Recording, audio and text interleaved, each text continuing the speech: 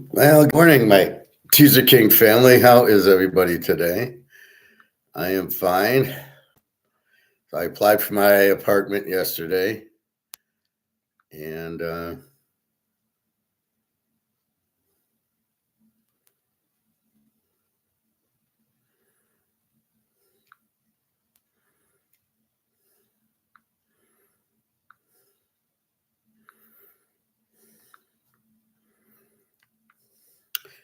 I got that taken care of. Um, since I'm retired, it was a funny thing because it asked for check stubs, and I don't have check stubs. You get direct deposit on Social Security, so I sent them the letter that said, "Here's your Social Security for the year."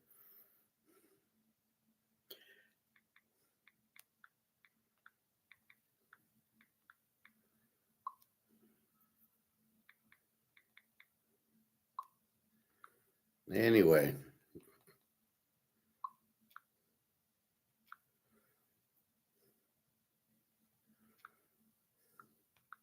so let's see what our gold and silver. I know they were down. That's the whole joke of uh, comex. All right, it's starting to get back up after the 10 o'clock drop, which started at like 2:30 in the morning. Gold goes from 53.33 down to 5,000 almost, and now it's working its way back. Why is it down 221? Absolutely trying to get out of options. There's absolutely no reason for it. Nobody's selling gold and silver. It's a fucking Ponzi scheme. It's like the Joker doing it. Silver. Why is silver down 82? It was 93 like yesterday night. When I went to sleep yesterday, it was like 93. And it went down $6 or $7, holding it got back to 90, and now it's 82. What a fucking joke. Because all this is option play. So people are short. They're still shorting it. This is how stupid the people are. You're dealing with idiots with single digit IQs handling comex. Because as the demand for gold and silver are up, why in God's name would you be shorting this? And yet, okay, very good. You shorted at 93, it's 82. Oh, you made money. It's in paper, so you didn't make anything. They're so stupid. 5,008. I will be back to 5,200. Why the resistance at 5,300 for gold is beyond, well, we want to buy it, or they're still shorting it like idiots. I think there's a lot less shorts in the market per Mark McGuire. So this is just insanity. These are just, I don't know why anybody would sell it. Again, now this is a paper game that we're looking at here, not a physical game. So this is just absolutely ridiculous. 82.30 silver, which let's check what silver's doing in China. If it even went down, which I tend to doubt. So why did it go down to 92? And so we're at 80. Well, just now it's not 80, it's 82, right?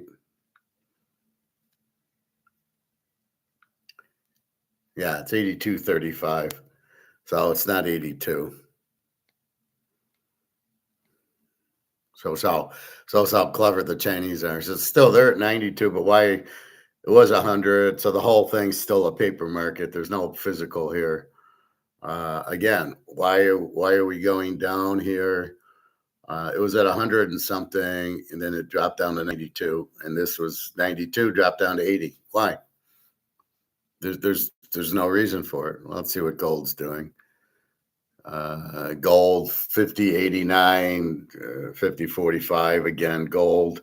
Why is gold going down? It hit 5,500, went down for no reason. Again, this is just total bullshit. Hard to even, from a rational, intelligent people like we are, you look at it like, why is it going down? There's a massive shortage. You've got war going on. What would cause anybody to sell gold at this point? Aha, but it's physical. Why are they selling their paper gold? Not the physical. Nobody's selling it.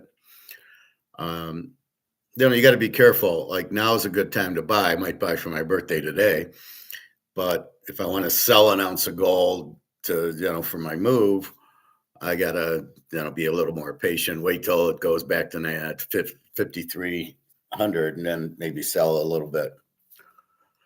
John C, hello. No, don't you listen to my videos? I worry about you, John C.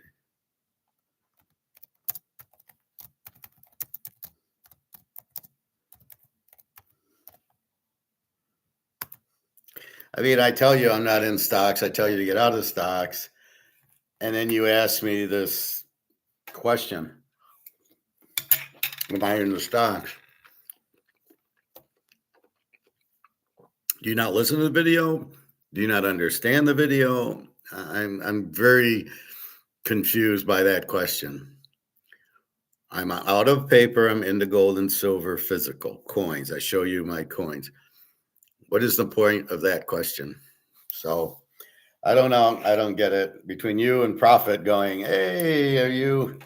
I like New England to win the Super Bowl, and you just shake your head.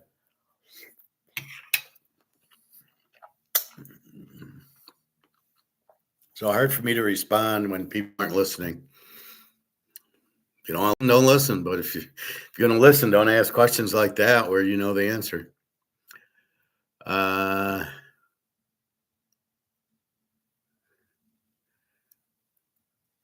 Be right back. Your voice is way off. I have to restart. Your video is way off. Well, let me see. It seems fine to me. Let's see.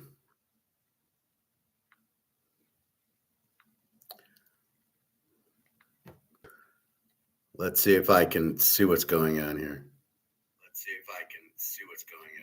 Sounds fine to me.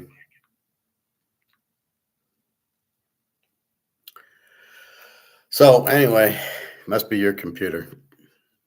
So what we have here is it's a war.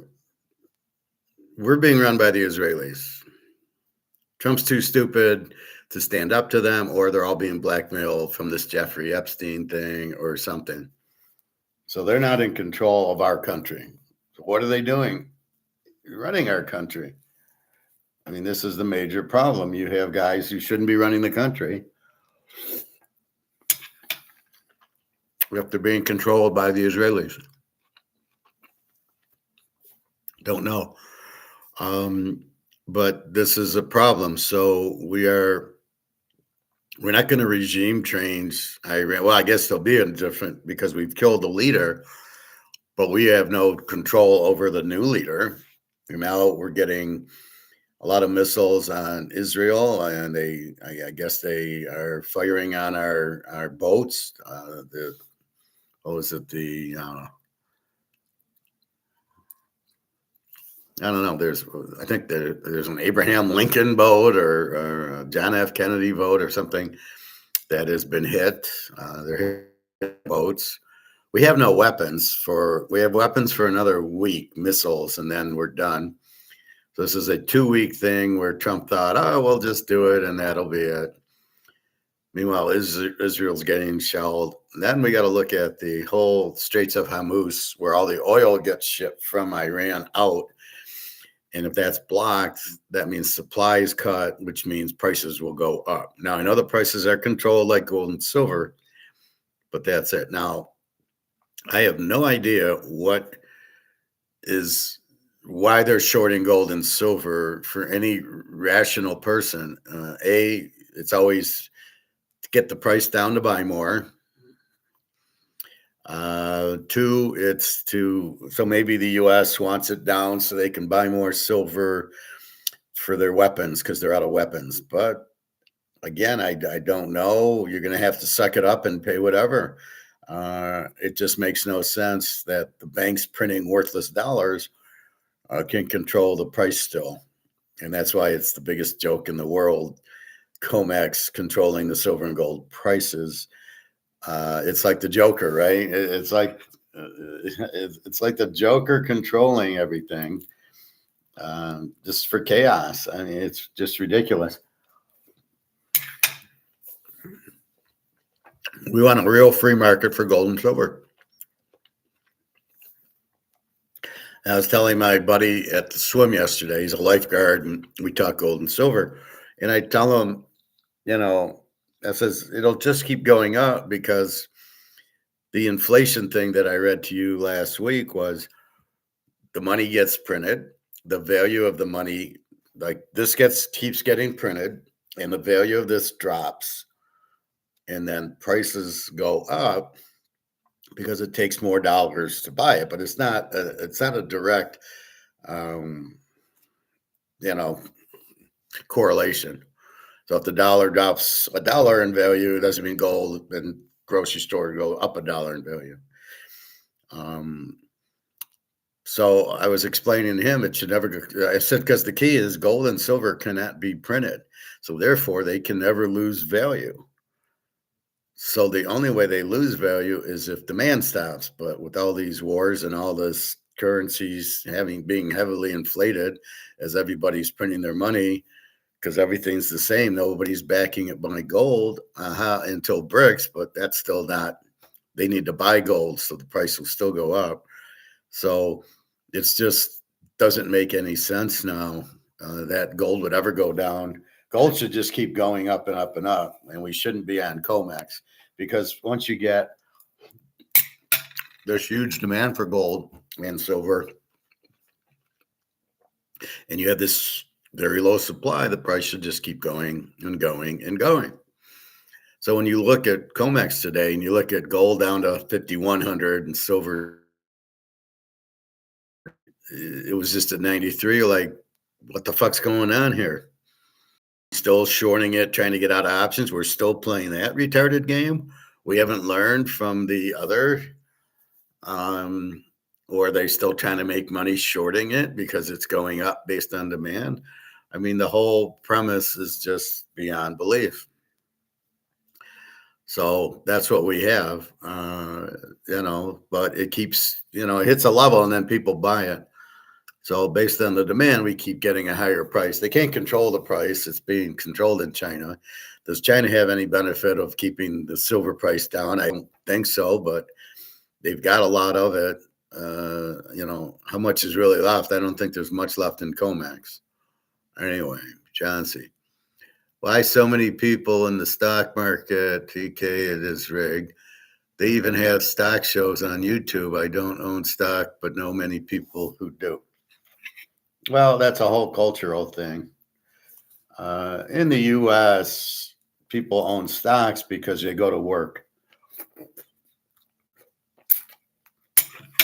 So it's mostly 401ks. So you go to work at GM and you make whatever, 70, 80, 100,000. They're going to give you this benefit of, if you put 3% into the 401k, we'll match it. So people think that's a good idea, but they're locked in. They don't realize they're trapped. So that's why most people are into stocks. I don't think a lot of people have, 100 grand lying around saying, hey, I'm going to put it in. I think most of us know to stay out of stocks. So we buy gold and silver or Rolexes or baseball. We get into that because we know it's not as manipulated as this is. But it's mostly because of work and the 401k match. And most people don't know what they're doing. So they go into stocks. They go to a financial planner or something, and he gets commission. So he throws them in the stock. Wall Street, they want you in stocks because they get commission. And that's the game. So, if you're not educated, what do? How do you know what to do? Right? So I try to teach you poker, and I try to teach you football and baseball and all this. So I try to teach you so right? That way you don't have to, what do you think here and there? Well, you should learn. That's the point of this. Because where else is it ever being taught? Nowhere. Nobody teaches it. So You've got to understand people are clueless at work. They may get the 401k matching. So that's why they're looking at the stock market. They're going, oh, this is 401, what the stock market's doing today. All right, we're back to $83 silver and 51.14. So all of a sudden at 10, about 11 o'clock, we're now getting the move up. It was like that yesterday. It went down to 86, and then by like 2 or 3 in the afternoon, it was back into the 90s. So it's just Europe pushing it down. The U.S. for the U.S. buys it. Let's see what the stock market's doing.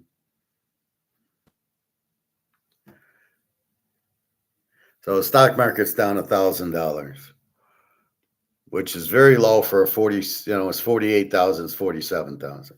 We're in a war. We're broke. Who's in stock? Again, the only people in stock are these people that are working and get the 401k, like my buddy Scott, who's works for the DOD, and he's in a 401k because that's what they offer him. Otherwise, would he be in stocks? I don't know, but you can see me. I'm not in the stocks. I was really never in the stocks.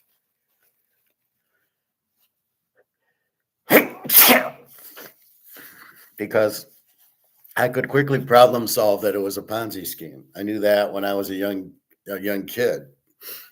Nothing made sense. I tried to just let me be in Coke or Pepsi and just try to do that. And the only stocks I've ever been in seriously after that was the gold stock, where I would watch the gold. It was day trading at 10 o'clock, and then it goes up.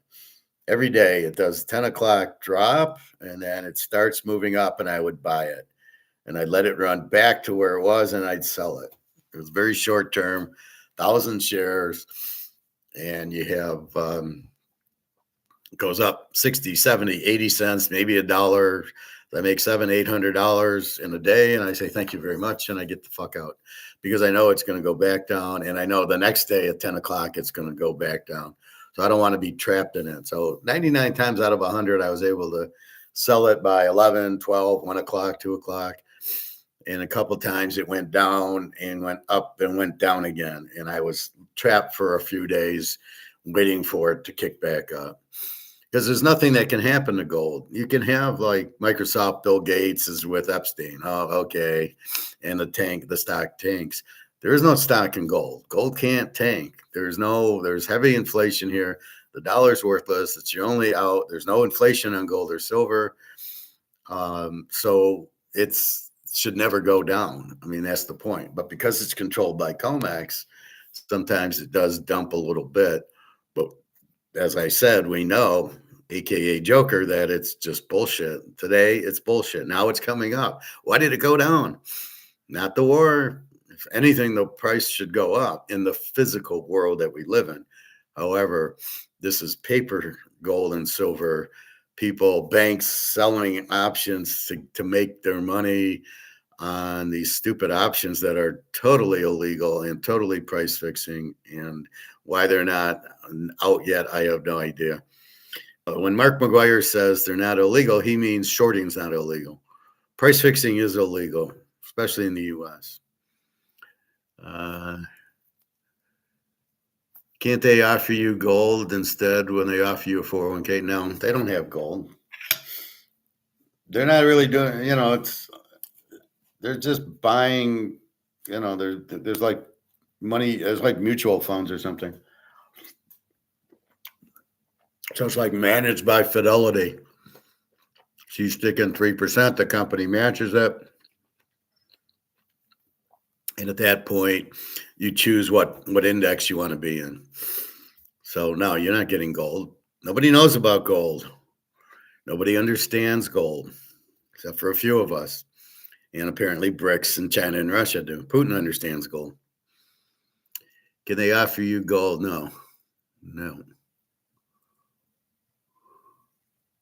So people are in the market because that's the perk from the business. And every company you would work at would have a 401k. So a slice of your paycheck goes into that and goes into that. And the company probably gets a kickback because they're bringing in people with money to buy stocks. So they probably get a kickback. Otherwise, I have no idea why they'd offer it as a thing. But the last 6, 7 jobs I've taken, I've refused it. Even at Mercedes, I said, no, I want to buy gold. I don't want to be in the market. I don't care about your 3% matching. I'm going to make a lot more out of watching gold go from 2,000 to 5,000 than I am watching the market. The market should be tanking right now. So again, the gas prices should be going up. Be prepared. Now, there's not a lot you can do. It's not like we can go buy a bunch and store it somewhere. But I noticed yesterday it was up 10, 20 cents. I'm sure it'll be up again because if they can't ship it out of the Straits of Hormuz, which is by Iran and to the Red Sea and every, where they ship the oil, then that's a problem. And that will cause a supply shortage, which raises prices. So be on the look for your gas prices going up. The company isn't on the fix. No, the company's just trying to make money by selling you a 401k. The fix is Wall Street. The fix is the government, which means the fix is the bankers. I'm hearing we're at war with Iran because of Israel. So Israel wants to get a regime change because the head of Israel, Netanyahu, is out of his mind, and he's enemies with Iran, and so I guess he made an ultimatum to the U.S. "We'll hurt you" or something. Even though Israel's in charge of the U.S., how the fuck did that happen? Jeffrey Epstein, I assume. And so we just lay down and let Israel do what they want. We help them out here a little bit. We're getting our ships sunk. We have no stockpile of weapons. So what the fuck's going on? So again, why is gold and silver going up? Because this is massive inflation. We have to print more money to pay for the war. These whatchamacallits, these drones are expensive. They're millions of dollars or even more. They could be billions of dollars. So we're firing drones. Well, we got to replace them. You can't go to war without missiles and shells and artillery and firing and everything. So we're in big trouble. And we gave everything to Ukraine already, and whatever we did in Venezuela. Our army of the CIA is not going to hold up. We're not there in the land unless the CIA, I think they were there to spot where the Ayatollah was. But he's done, and I don't know. He'll be replaced probably by the Ayatollah's son, who's probably no better. This is a joke. If you want to do that, you just send in the CIA to kill them or whatever. You don't have this whole announced war. But anyway, it's really stupid. There's no reason for it. We weren't attacked. There's no retaliation. As far as I know, they're a friendly country. Are they terrorists? I don't know. I think the MI6 and the CIA are more terrorists than they are. I mean, who shot at Trump in that little speech he gave? Right, he got shot in the air. Who was that? MI6 or CIA? Which, you take your choice. Who was behind it? I love how they get this guy who can't shoot straight, and then they blame him on it. Yeah, it was Joe's fault. Joe's a loner from the school with no friends. And, we're going to choose him over a CIA sniper. Unbelievable. So we are in trouble. We are printing money, hand over fist. Gas prices will go up. And the ironic thing is gold and silver dropping. Why is gold and silver dropping? Again, they're options. So again, we've got to realize the prices are controlled by the options, not controlled by the actual physical. So it's not like me selling or anybody selling gold or silver dropping the price. It's all done with paper. It's all options. It's a big Ponzi scheme. But we understand that. We know in the long run, BRICS will come through for us because they're going to buy it. They probably buy a shitload when they do this.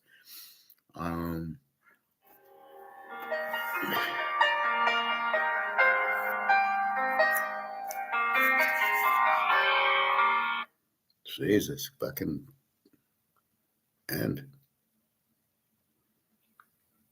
Just want to see something.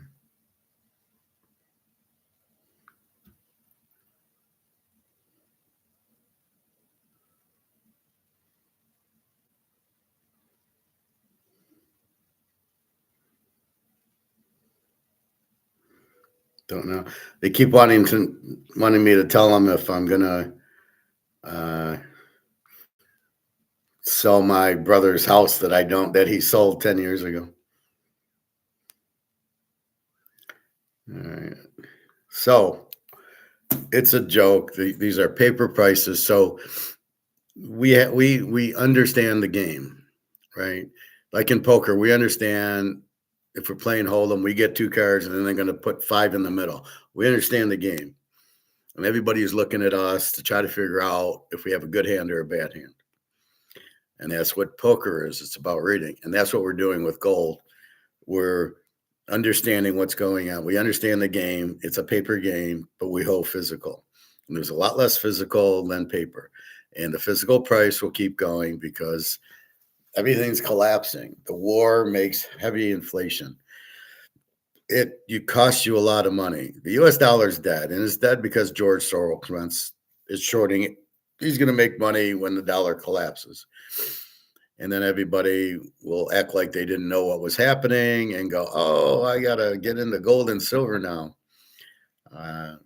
So that's the thing. Anyway, it's if you understand the rules of the game, it's, are we panicking today? No, we're not. Oh, I better go sell before it goes to $5. No, we know it's bullshit. We know it dropped its options and it'll go right back up, because when it gets to 82, all of a sudden it's going up because people go, oh, now I can make money on this way. And it's so illegal. It's just beyond me how you can allow price fixing in gold and silver. Oh, wait, because the banks are doing it, it's legal. Yeah, I forgot. So if me and you go running, speed, we'll get a ticket. But if it's the bank or the government, they won't get a ticket. I waited a week for this cantaloupe. It was so hard. It was like a baseball. So finally it softened a little bit, so I was able to cut it.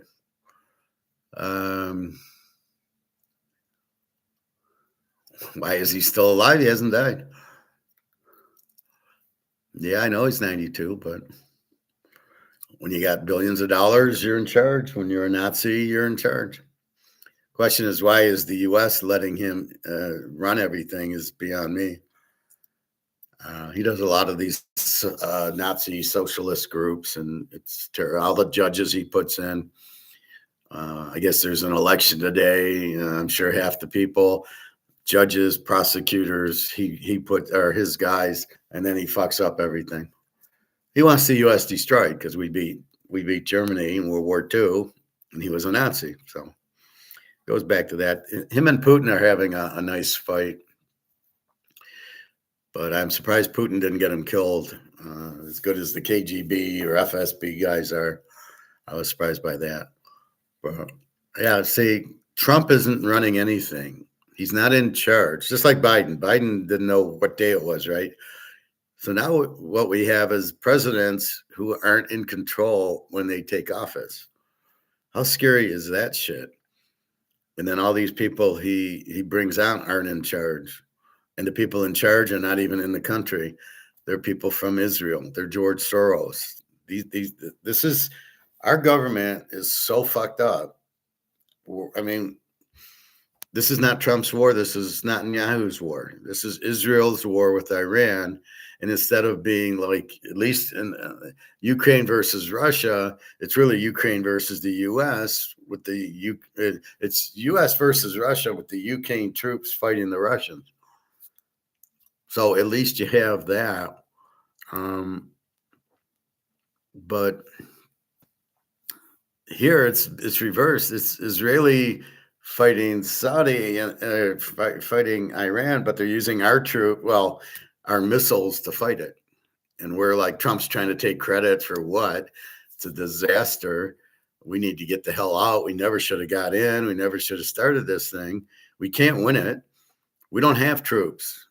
If you notice, we send the CIA into Venezuela. We have no troops.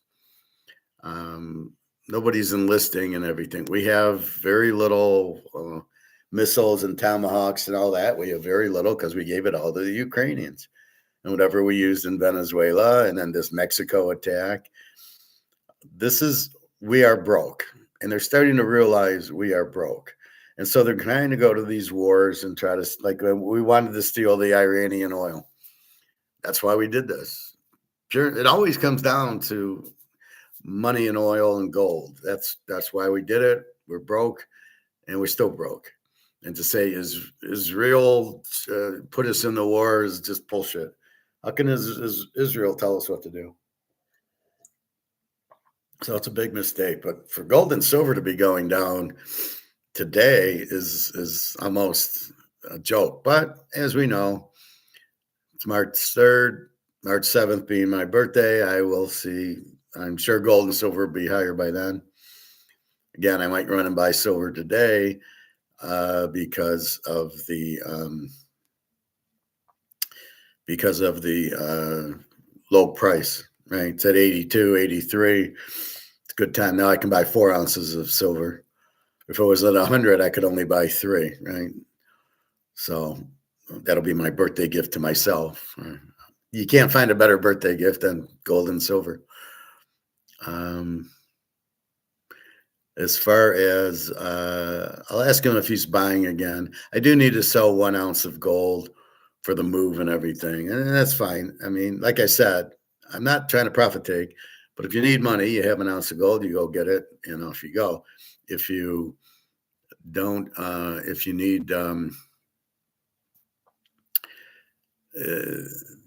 but I'm not selling. If I have 100 ounces, I'm not selling 95 or not being sold. But at the proper time, I sell them. But I don't want to really sell it because it's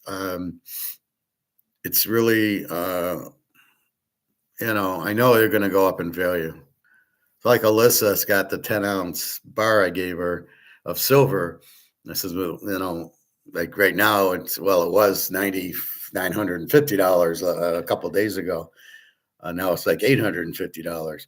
But I said to her, it's hard because it's going to 500 an ounce, so that'll be worth 5,000 soon. So you want to kind of not sell it for fear that it's going higher. We know it's going higher, and the same thing here with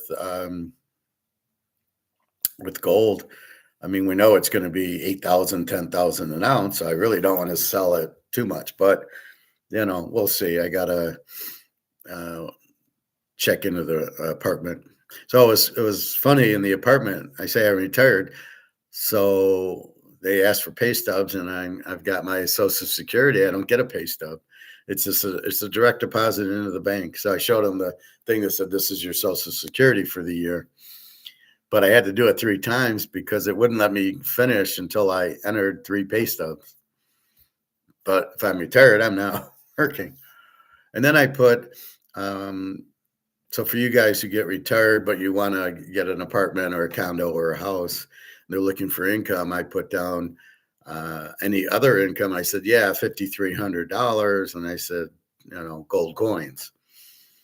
So that's the price of gold. And if I need the other income, I have it in gold. So I think that was my guy at Toyota told me to do that. He says, no, I'll put the gold down.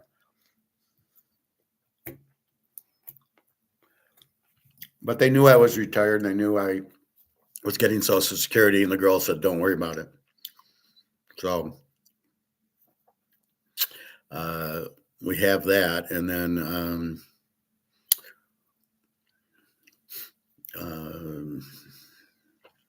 I'll move in May 1st, so I'm happy about that. Let me just check. Did I?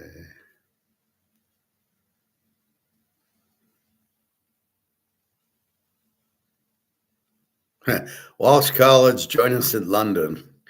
Maybe London, Ontario.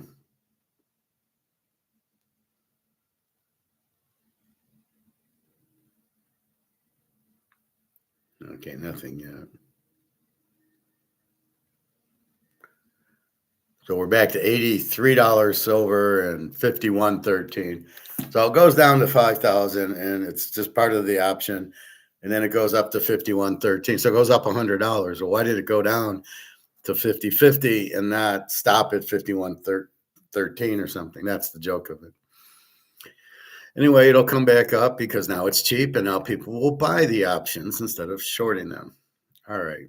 So enough talk about this. Poker strategy is a game that people don't know what your cards are and are trying to read you or see you to know, oh, he looks strong or he looks weak. And then there's different strategies. So let's problem solve poker. I'm looking and the guy looks bad. Oh shit! I didn't get my straight. I didn't get my flush. I didn't do this. I didn't do. So you're reading it, and then you have to determine: is it real or not? Is he really disappointed, or is he acting disappointed? I think most people are really disappointed because I don't think they understand that you should be acting. Poker is about acting. It's about looking one way and having the other because it's the only way they know. They don't know that you have ace king on your cards or 2-3 on your cards. They don't know. They assume they go, well, let's look at your range, and they assume, well, he only plays. I love this. Well, he only plays, aces, kings, queens, and 9, 10 of diamonds. He wouldn't play 2-3. So they try to guess your range, which is just bullshit because it depends on the bet. It might be, if I'm playing 1-3 no limit and everybody checks, I'll play. I'll see a flop with it because I could get lucky on the flop, but it only cost me $3. And there's 6 people in, gives me 6-1 odds if I can get lucky to win the pot. However, if there's $15 and $20 bets, I'm not going to see it with that hand. I might fold a pair of twos if there's 4 people in and they're betting $50. I'm probably going to fold that. I might see it because I'm getting 4 to 5-1 odds, and hopefully getting flopping the 2. But generally, if it's 4 or 9, I'm not playing it anyway. So that's not my range. Johnsy, you moving that cool? Okay, Johnsy. So if you're if you're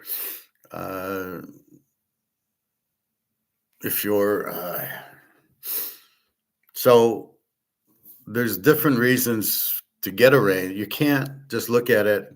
Well, he only plays, 10s and above, or ace, king, queen, jack, whatever. Like you're trying to guess what I play, which is ludicrous. I mean, half the time I'm not showing you. If it's a showdown, I'm only going to be in it with a good hand. Can you bluff me? Well, it depends how much.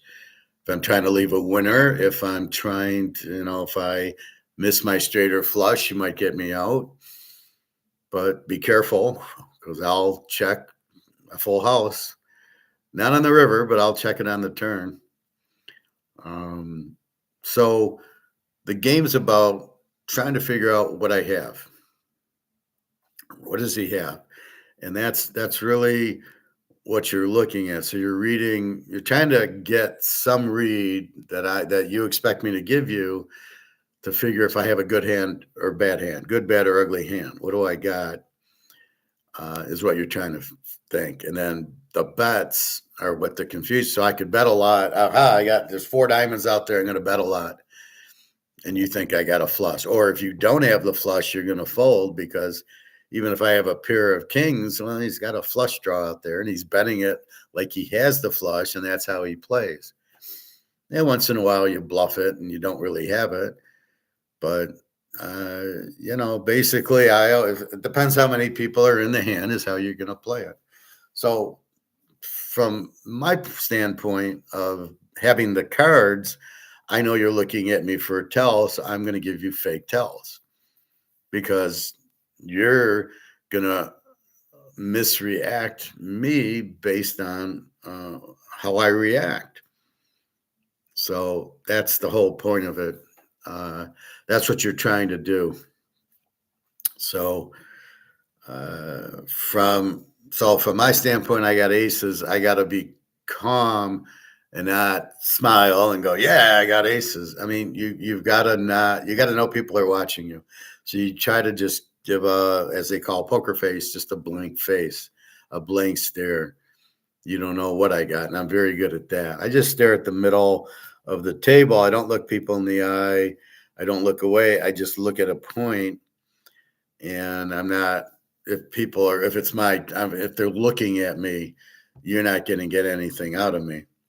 However, if it goes to the next person, so now okay, I bet, and now it's the next guy, and now everybody looks at him because the action is on him. So you're trying to figure out, well, does he have a big hand or not? Is he calling? I bet $50. Is he calling? Is he raising? Is he folding? Is he just checking it? What they're calling it? What is he doing? But now you're not watching me anymore. You're watching him. Everybody watches the guy who's on the action, and I'm almost thinking, no, you should be watching the guy who made the bet. Stay fixed on him. Don't chase the thing around. Look at the guy who made the bet, how comfortable he is, if that's possible. I don't know. No, I'm not playing poker today. All these questions. I'm teaching poker right now. Big difference. So you're trying to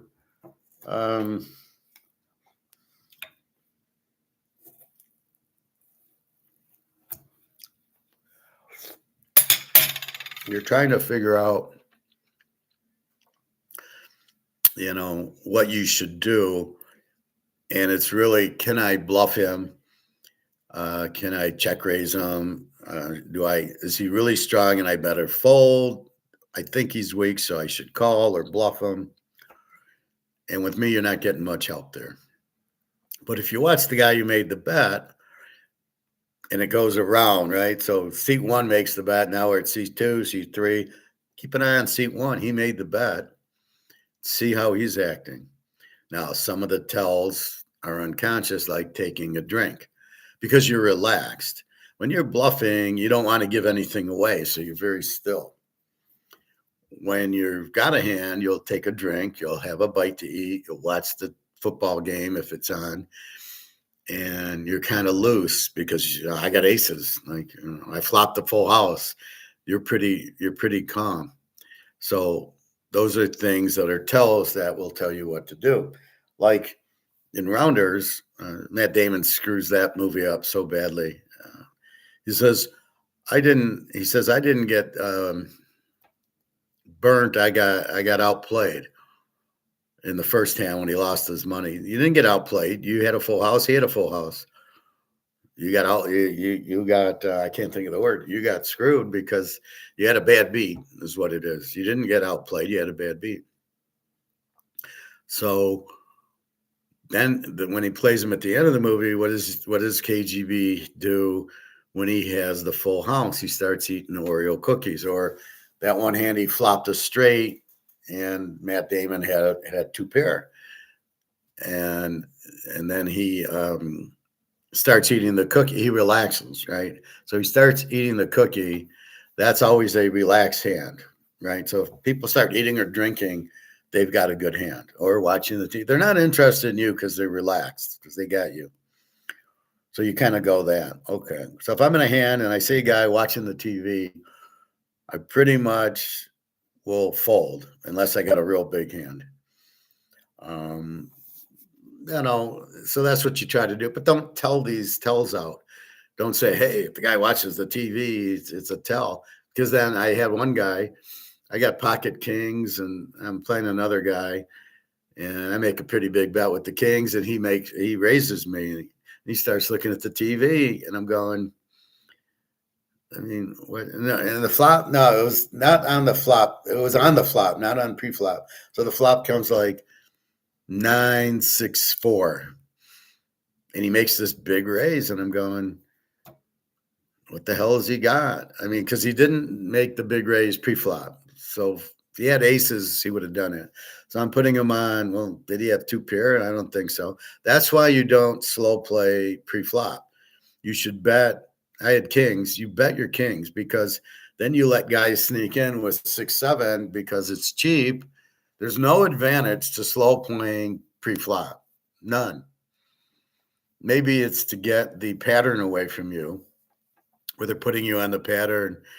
Well, he only bets if he's got a hand, so there he checks, so he didn't bet. But you lose a lot of money slow playing aces and kings pre-flop versus betting them. Because if you bet him, you already got the bet in there, right? And then if he misses, you've taken his money. If you slow play it and then you bet and he's missed the flop, he's not going to pay you anyway. Are you telling him what you have? Maybe, that hand I got aces or kings. So maybe you're saying I got aces or kings, but you could do that with 9-6 also. Once in a while to really screw them up. But I'm going to bet my aces and kings pre-flop. It gets the crap out. So by making the bet I made, probably 25 pre-flop, and he called me, then when the flop hit, I'm going, well, does it make sense? He's got a set and he's making this big bet. So then it was the big bet and how I'm going to react to the big bet. Well, I don't want to lose a lot of money, so I won't call. It's a big bet, even though I'd already put 50 in after the flop with my kings against 9-6-4. So it was kind of like, he can't flop two pair, because the card, maybe if he had 9-8 and that's what he had, he flopped two pair. But why would he make the bet? I'm betting. He'd want me to keep betting. So I ended up folding. I think I called 100, and then on the turn, he made another big bet, and then he starts watching the TV, and I'm like, well, my spider senses say he's bluffing, but the fact he's watching the TV, I'll put him on a big hand, and I folded. I don't know what he ever did, but I saw him do that again a couple weeks later, and he was bluffing. So I believe he was bluffing, but I'm not sure. Just because he didn't bet the flop if he had aces. Otherwise, he flopped a set, but then why would he bet so much if he flopped a set? If he flopped a set, I'm just going to call you. I'm not going to, raise you. So that's some other tells on the betting, right? The check raise, he didn't, I don't think he check raised me. He just raised me. So I bet 50 and he made it 150 or something. And, it was one of those hands, but that's where the tell of watching the TV confused me. And I had told people that was a tell.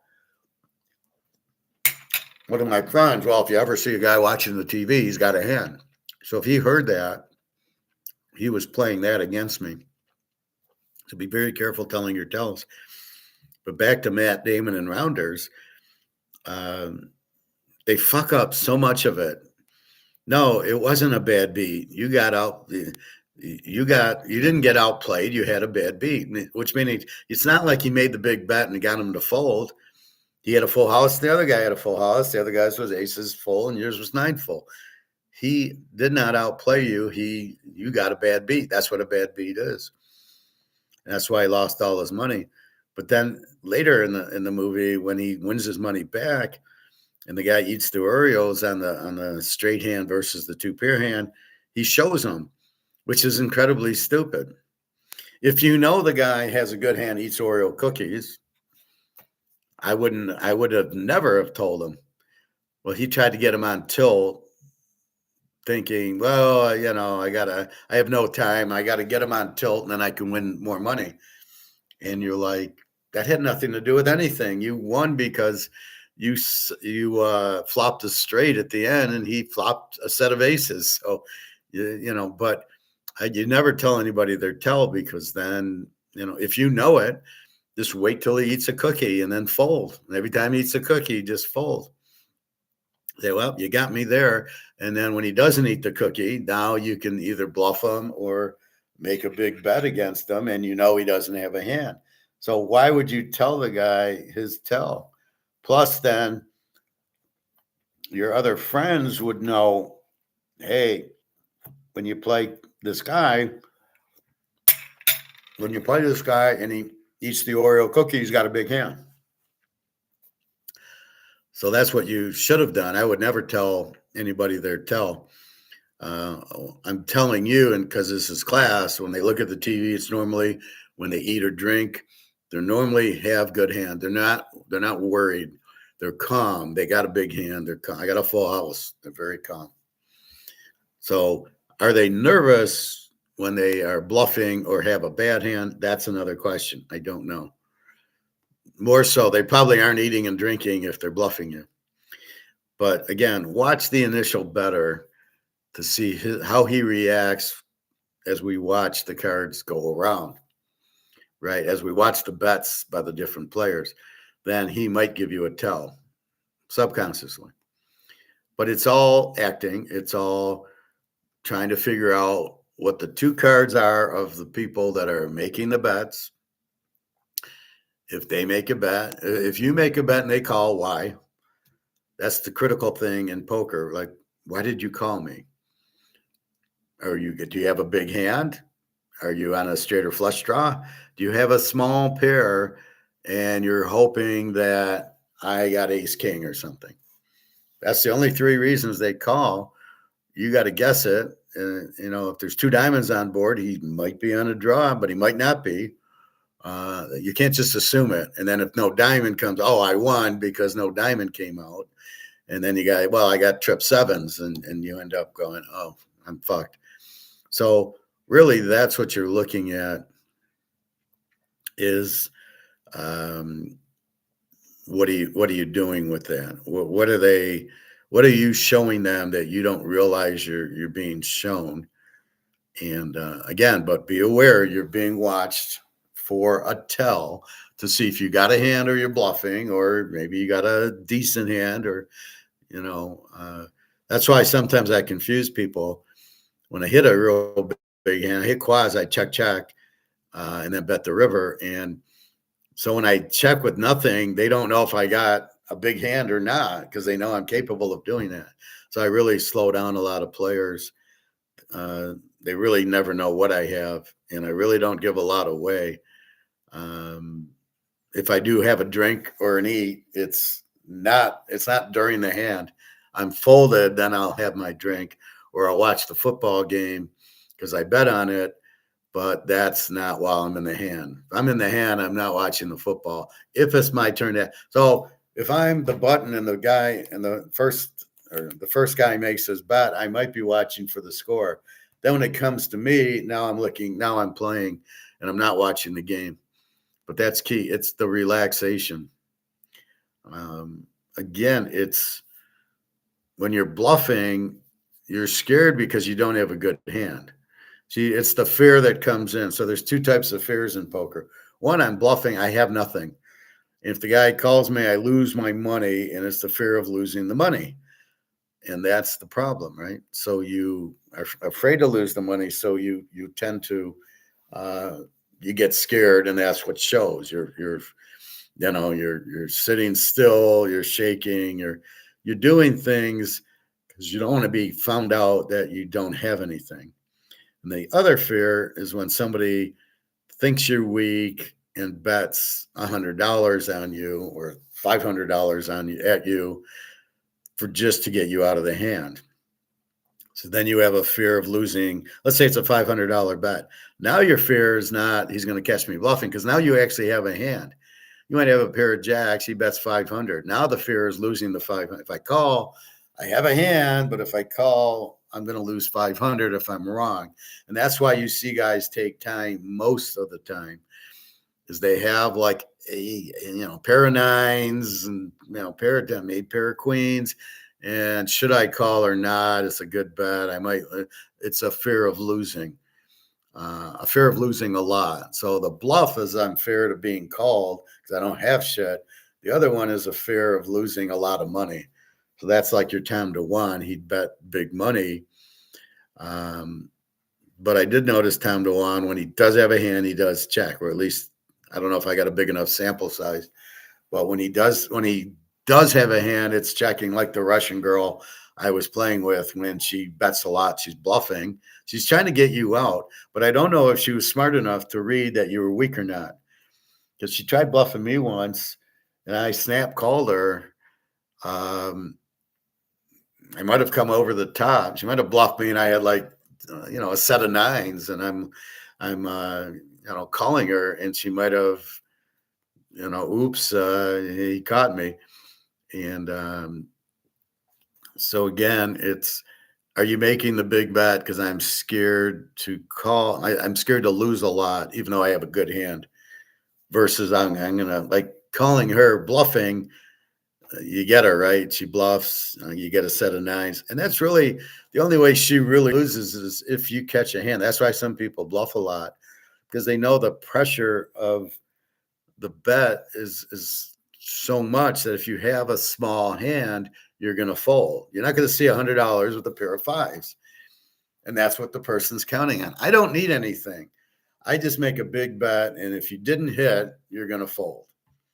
And that's how some people play poker. I actually like to get the hand. I'm more of, I flopped a set, I'm going to slow play it, or I got aces and I'm going to fast play it. And I'm betting when I have a good hand. I'm not bluffing a lot to get you out, but if I do see that you're nervous in the hand and I believe it's real, I will make a bigger bet, but I have a hand to back it up. So I'm more or less, I got kings, I'm going to make a big bet. Because I think you're weak, then it's a bluff. Because I'm not sure if you could be playing me. So if I'm going to invest that much, I'm going to have a hand at least. And if I lose with it, you flop the set, but I'm going to, at least see it. I get burned every once in a while. But like the guy who I think was bluffing me when I had the kings, looking at the TV, well, that's the struggle. I had kings. What do I do with the kings? How do I fold the kings? There's no ace out there. The guy didn't really re-raise me pre-flop. Probably was bluffing, my gut instinct said. But the TV watch is what threw me. Because normally when they do it, they got a good hand. And he probably had aces, or he probably flopped a set. I don't think he flopped two pair, because 9-6-4 or whatever the cards were not something you would keep against a big bet, and got lucky you hit it. But that bet was like, and then you've got to use strategy. Okay, if I lose this hand, but if I fold, I'll wait for another hand. All right, let him bluff, and then okay, you win, and come back for the next hand.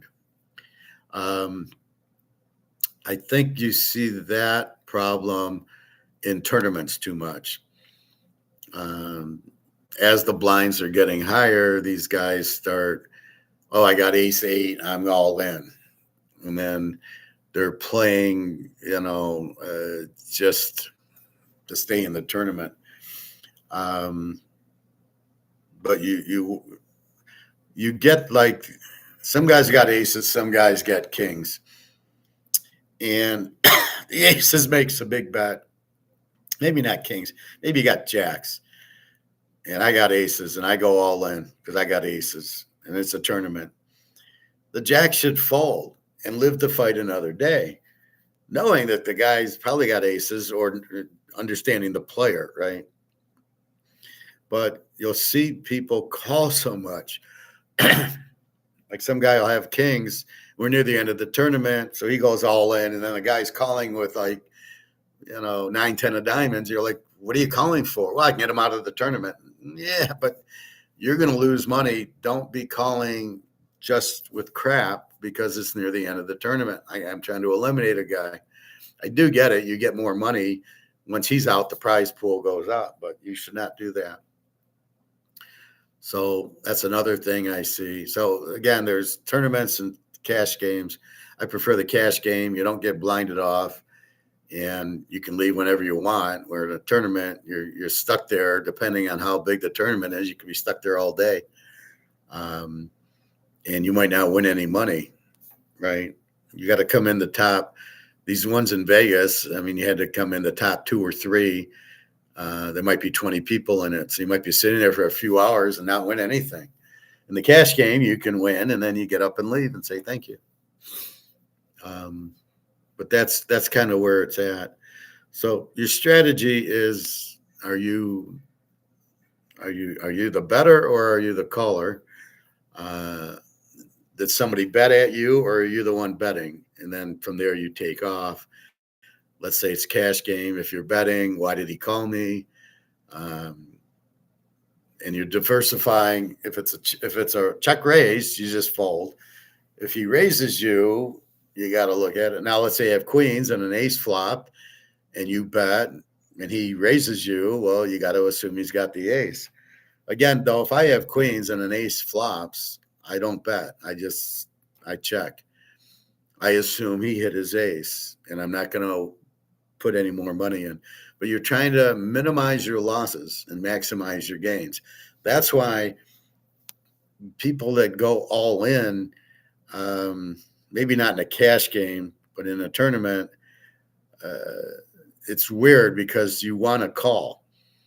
So in a cash game, you can get a big bet if you have aces and two diamonds hit, and now you're going to protect the aces. So there could be an all-in there to protect against the flush hitting. Normally, though, like I said, when I was in the one hand and the guy was on a two spades drop, but I had the queen of spades and I had two queens, so I had a set of queens.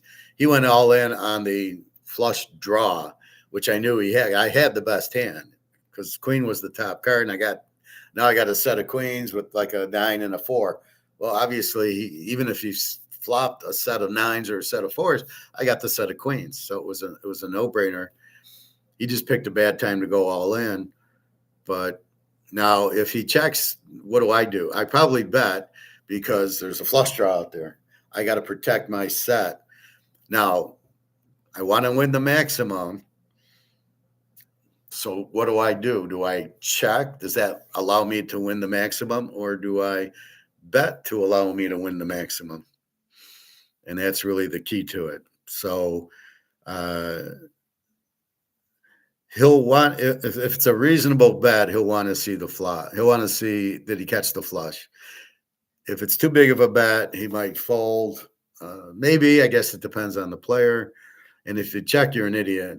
To check when you got a set and there's a flush or straight draw out there, you're an idiot. You've got to bet it. But my point was the bluff, the all-in bluff is pretty much clearly a bluff because, as I said, you're trying to win, right? The goal is to win. So if you bet too much, the guy folds. So you're looking for an amount to bet where he's going to call you. Well, that would never be an all-in. You would never all in it, and then I'm going to fold then. And then you don't win anything. That's why the check on the river doesn't make sense. The guy checks on the river and you got a pair of kings and you bet 50, and then he comes over the top for 150. He's clearly bluffing because he would have wanted to get something out of you. And he doesn't know I'm going to bet or check on the river. So if he's got a big hand, he's going to bet the river because he wants to make money. And I'll bet 50, he'll call it. And then he shows a set. Oh, okay, that makes sense. But if you're checking, you don't know if I'm going to check. It's very difficult to check. And then I check and you don't win anything. So you want to win something. You're looking for that amount to bet that you can win. And that's the difference. That's really what is going on here with that. So try to understand that part. An all-in kind of, it depends. If it's on the flop and there's two diamonds on the flop, it could be to protect the hand. He's got aces and he doesn't want you to hit the straight or flush. That's one all-in. The other all-in's the bluff all-in, which is usually at the river. So look at the time he goes all in, right? It's clearly to protect his hand is on the flop, or maybe the turn, and you can see two diamonds, two spades on the board. He doesn't want you to catch it. He'll make the big bet. That's how you see it. The other is, well, if he doesn't bet on the river, he can't win the hand. So he'll make a bet on the river. And if he goes all in on the river, you got him because he would want to call. If he had a full house, on the river, he would bet, $60, $70, $80. I'm talking in my game, not on TV. But he'd make a bet that you would call him on, right? So he wouldn't go all in because you would fold. He'd say, well, I'm not going to go all in. My hand's not that strong. But obviously, if he goes all in on the river, he's bluffing. He's bluffing because then he wants you to fold, so he wins the pot. If he's got a good hand, he's not going to bet all in. He's going to bet a portion and then hope you call, so he wins your money. So that makes sense. A lot of it was when he does the all in. So we'll see that. What else? So strategy, you flop quads, you check, and then you bet on the river. And then you start acting. Oh, damn, I missed. I didn't catch anything. Maybe even say it. It's a tough day today. I can't catch anything. And just look disgusted, and you got quads. I mean, so that's where you fake tell, right? Now, you're not going to go, yeah, I hit quads, or, so you got to be very careful on that. And then it's simply, the other thing is you're just waiting for, so there's that, but you're selling yourself as far as, are you strong or weak? Because people are watching you. So if you're you got a pair of nines, you're don't give it away. When if you got 4 diamonds and the spade hits the river, don't go, oh shit, unless you actually have the flush.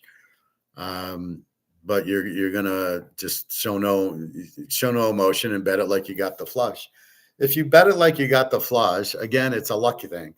Did anybody else catch the flush? Does somebody have a set that they're going to call you with? Well, I don't like when Daniel Negreanu, I don't think he knows how to play very well, because he'll say, well, you got kings and I got jacks, so you bet your kings. And then he calls, well, I got a call.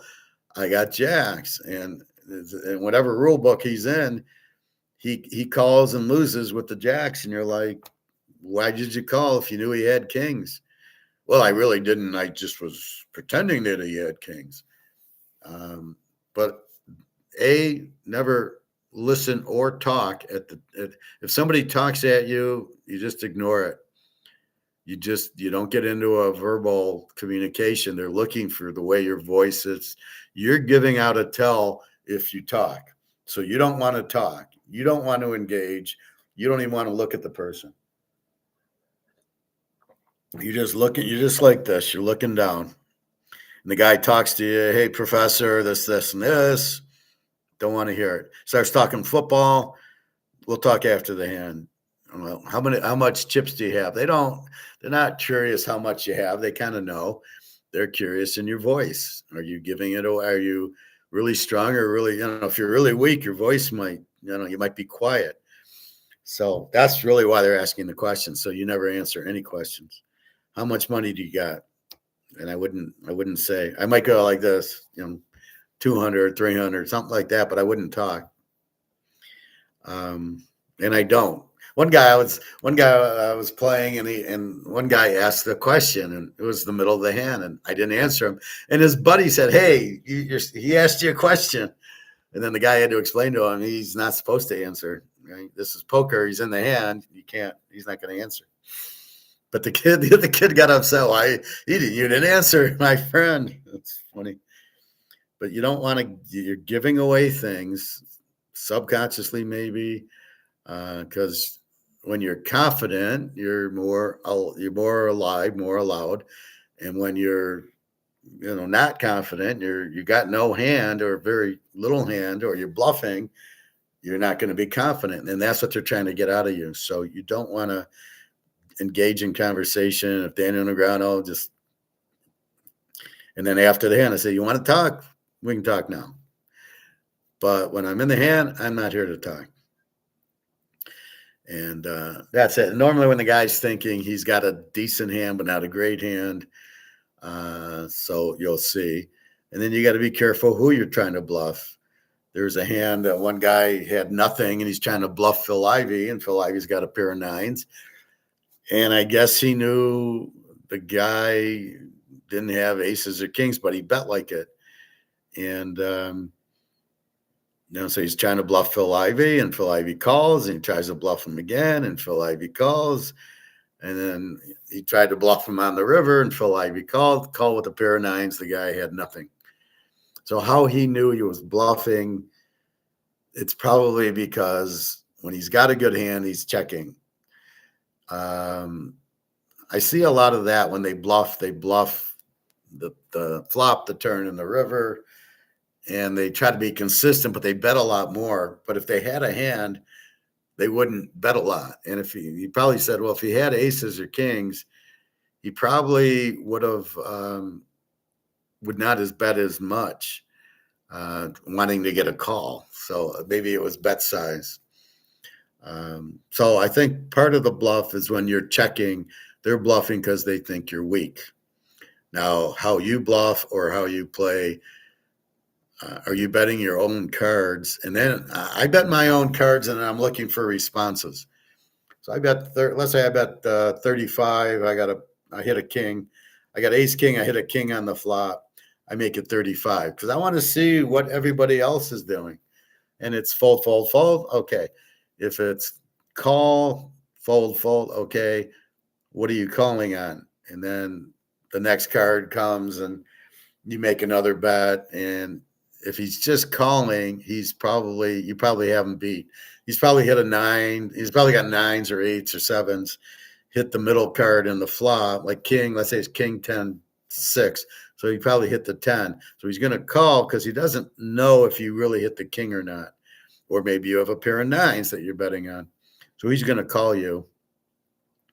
And so if they're just calling you, you probably, if you've got that ace king and the king hits, you probably got him beat.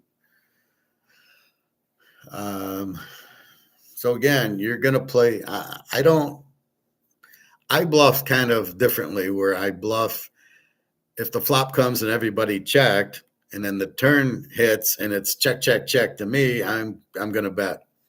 But I'm not betting. I'm going all in on a bluff. I very rarely do that. Because if I have quads, I'm not going all in. I want you to call. If I have a full house, I'm not going all in. I want you to call. So this is the whole point of it.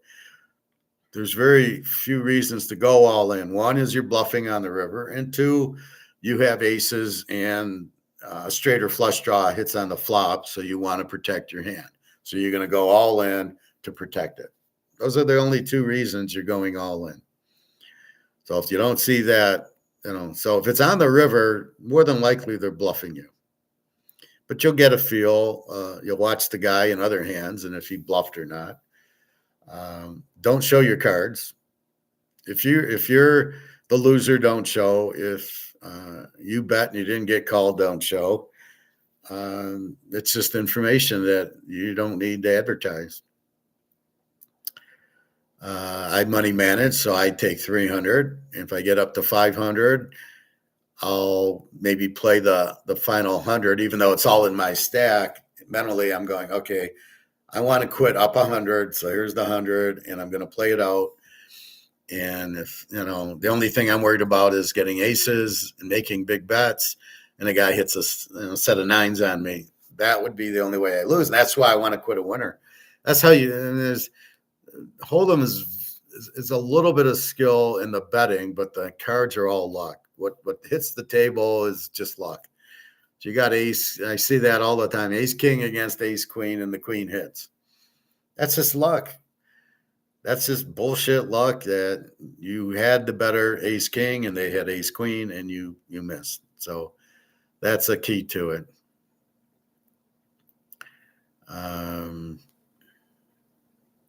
Anyway, let me see what that call. Did I get an email?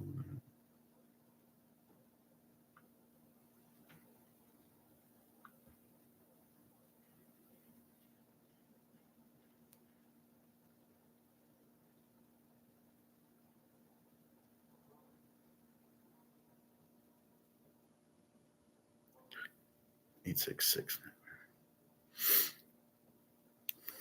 All right.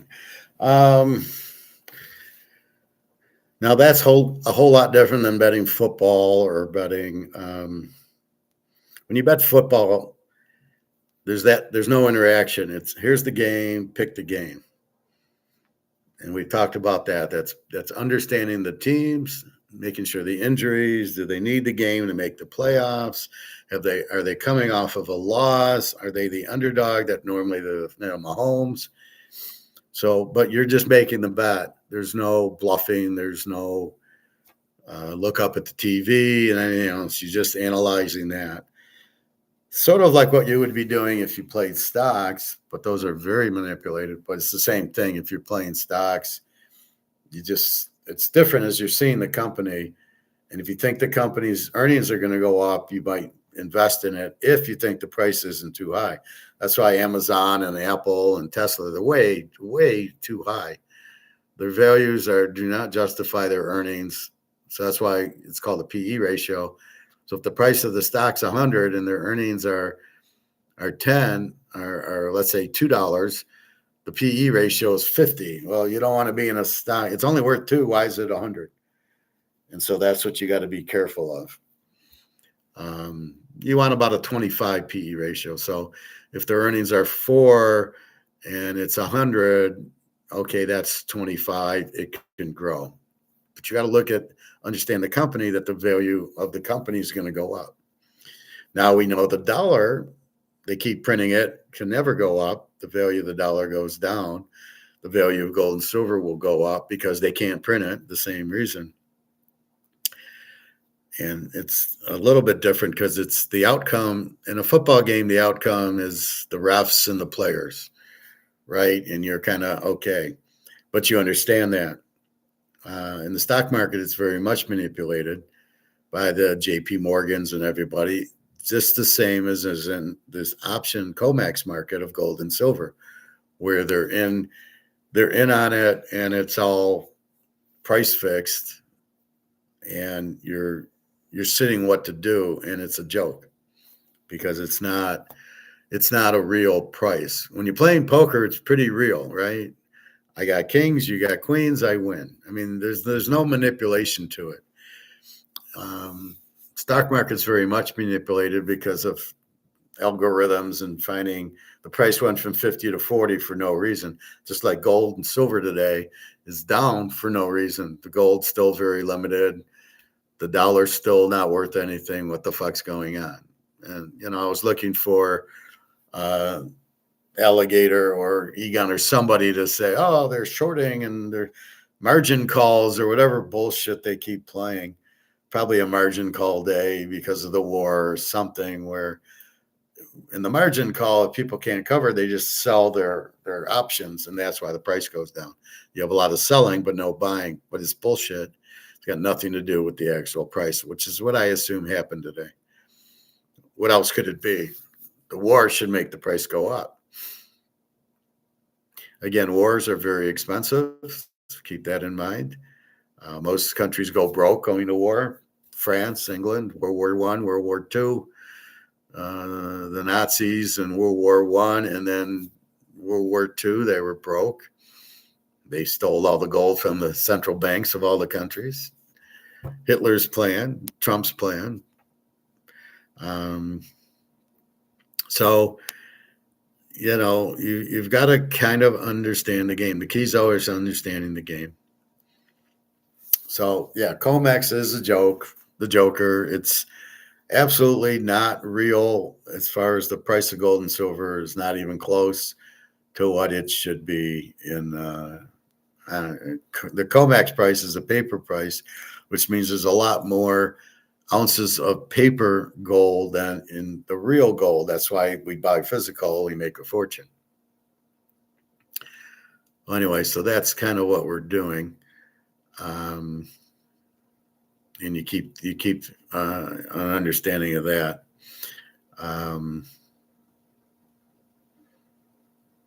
Again, expect the gas prices to go up because the oil will be short, and it'll be an excuse to raise oil prices. Although we've been manipulating them down. I paid $260, $270 I've been paying.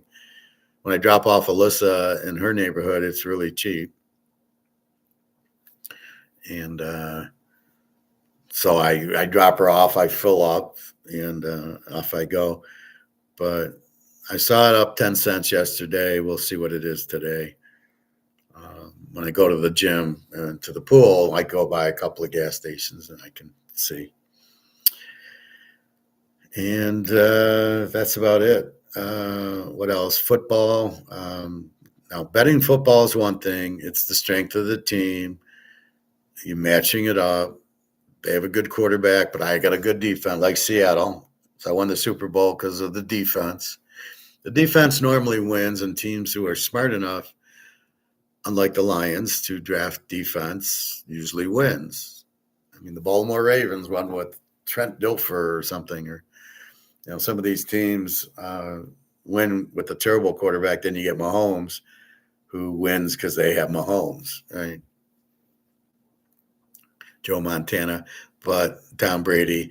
But they never won. Marino never won because he had no defense. He killed himself because throwing these passes, it didn't give the defense time to rest. And then there's no running game. So when you get inside the red zone, inside the 20, you're not going to throw it in. There's no room. You got to run it. They never ran, and their defense never rested. So that's why Marino never won, or Dan Fouts, or any of these explosive passing attacks.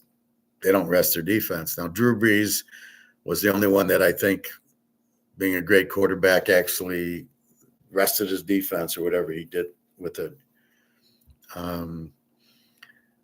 That's why the Lions don't win. They don't have a defense. I mean, when you're going to make a bet, it's how good is my defense? If my defense isn't good, that bet is either over or I'm taking the other team. It's never take the team with the they'll score a lot and no defense. And we see USC not covering a lot. Oregon's had the good defense with the offense. Again, they played a great game against TCU, who had a great defense. Like TCU is a prime example. They played BYU and Utah, two great teams. But the Texas Tech defense won, not the Texas Tech offense. They had a good offense, but their defense won. So the best defense won. So that's what you're always looking to bet, is the defense, because they can stop you. If I can stop you, I can win the game. If my quarterback has a bad day and throws 5 picks, Jared Goff and C.J. Stroud, I ain't winning shit. I'm not winning a game throwing 5 picks. So you always want to veer towards the defense, especially as a dog. In the Super Bowl, we had Seattle as the favorite, but we cut them. Oh, I went across 0 and I won. How about that? That's why I hate when people say you shouldn't cross 0. And that's why I shove this example down your mouth is I crossed 0, won a Super Bowl, taking the line from 4.5 to plus 1.5, and they won by 20. So why do you not go to 0? Because my spread was 7, so I'm willing to lay 1, right? But if you only made it 4.5 and I get 1.5, that's even better. So I could have lost by 1 and still won, but I had the better team and I knew they were going to win.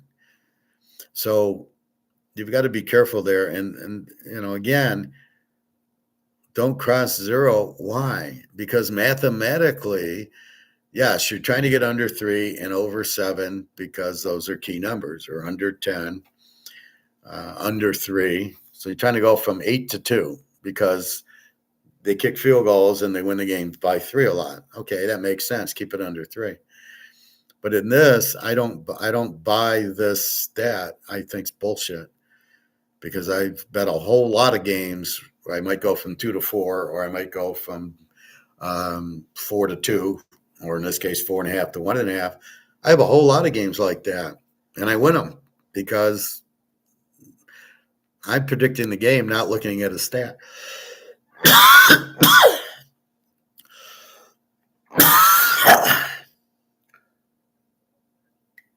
I mean, that's what analytics is. It's just statistics that you can mold any way you want to. But there is no basis for it. There was no basis for me to say, gosh darn it, yeah, I'm not over 3.5. I'm not over 3, so I can't take Seattle. I got a guy in Vegas who sits there and he looks at that and he's like, I won't bet it. Well, did you figure out the game? No, he doesn't. He does the little formula, and the formula tells him which games are good. So I'm not betting 8 games because of my formula. And I go, well, I problem solve the games. I'm betting 10. And I go at least 7-3. That's my 70%. Probably 8-2, and occasionally 9-0. And when I get to this Super Bowl, I go 2-0. So if you can problem solve the game, it's much better than looking at a formula. That's why I argue with these guys trying to use AI or trying to use formulas. It means they're not smart enough to figure it out, to problem solve it. And that's what we have, right? I'm going to use a formula. Well, it's impossible because you don't know how to grade the formula. All right, a guy's injured. How many points are you going to change in your formula? You have no idea. Well, Mahomes is out. That's 3 points. Maybe it's 6 points. Maybe it's 10 points. So you can't really do formulas in football to do that. In basketball, a little different animal because there's only 5 guys. A Mahomes in basketball, Michael Jordan, Isaiah, Magic, Larry Bird make a huge difference. So if you're like formulating the Showtime Lakers, you'd go, well, they get 10 points for Magic, they get 10 points for Kareem, maybe they get 7 points for James Worthy, and then they got Byron Scott, Norm Nixon, whoever was there, and they might cap out to a 40. And then Boston, well, they got Larry Bird 10 points, and Kevin McHale's 10 points, and Robert Barris is 7, and Danny Ainge is 2, and Dennis Johnson's 3, and then you end up, maybe that's how you do it. But I don't, again, how do you know 10 points from 2 to 15 points? But if you watch them play, you can see how they play, and you would know you're giving me Larry Bird as a dog, I'm betting him. You're giving me Magic as a dog, I'm betting it. So that's what you have. And so basketball is a little different animal with the only 5 players. Now you got really lousy coaches. You've got this analytics where I got to shoot 3-point shots. So it's real. The game's changed. You've gotten away from driving the lane, dishing off, Magic and Bird. You don't have passers like that anymore. It's really a shame. It's really a bad league. But you could have bet it before. Now it's very difficult with guys sitting out. How am I going to bet? Oh, I thought Magic was playing. No, he's tired. He's going to rest. Magic would never sit out unless he had a real big sprained ankle. Or even Kareem in a playoff game with Philly in '81, he hurt his ankle. He turned his ankle and he didn't play. And Magic put 50 points up. Well, good luck in the formulas. So basketball, again, you're looking at the stars. And as I talked yesterday with sports, there's way too many teams and not enough good players in it. And then this travel, the NFL, let's go to Europe. And, I do it. It's tiring. I land in Spain or Germany or Italy. I'm exhausted. Very tired. Because you get there and it's like 7 a.m. their time, but it's 2 a.m. your time. So you haven't even slept. So if I were to fly tonight and I'd get there tomorrow at 7 a.m., but I didn't sleep tonight because at 2 o'clock, the clock goes forward and then 2 o'clock turns into 7. So it's like 2 o'clock in the morning for me. But it's already 7, 8 in the morning there. So that's what makes it very difficult. So that adds a little variable into football. At least basketball is not doing it yet, or baseball or whatever. Baseball is all pitching because a good pitcher, Sandy Koufax, Tom Seaver, Scanes, you're not going to hit them. The difference now is Koufax would pitch 9 innings, Gibson would pitch 9, Steve Carlton, Jack Morris, but now they're pitching 5 innings. So let's make it really hard. So I think there's a bunch of crybabies pitching now. I think they're too worried about them getting hurt because they're all throwing too hard, which is ridiculous. So it makes it very difficult to bet baseball because it's really two games. There's the starter going 5 or 6, and then there's a bunch of relievers who shouldn't be in the league pitching the 7th, 8th, and 9th. So let's say the starter pitches 6, you're winning the bet, but then all of a sudden the relievers come in and your under bet goes over. So you're betting Paul Skeens under, right? Pittsburgh can't hit, good pitcher, not going to score a lot. And after 6, it's 1-0, and you're under 7, and you go, oh, I got this game. And then here comes the bullpen. Boom, ba boom, ba boom, and they give up. And now it's 9-0, and you've lost your under because the bullpen sucks and can't hold them. But you bet on the starting pitcher. You bet on Skeens, but he's not there to give up the runs in the 7th, 8th, and 9th, and that's the problem. So that's why baseball is very difficult. Guys with high ERAs shutting out other teams, guys with low ERAs giving up runs, or the bullpens. Too many. You don't have that many good pitchers for each team to have 5 or 6 starters and 8 or 9 in the bullpen. You don't have 14 good pitchers in the league, less on one team. And the hitters suck. They don't hit.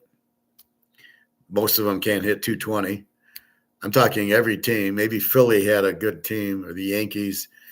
But most of the teams, they have, you go through the starting lineup, you go through the box scores, and 2 or 3 guys hitting 250 and the rest are hitting 220.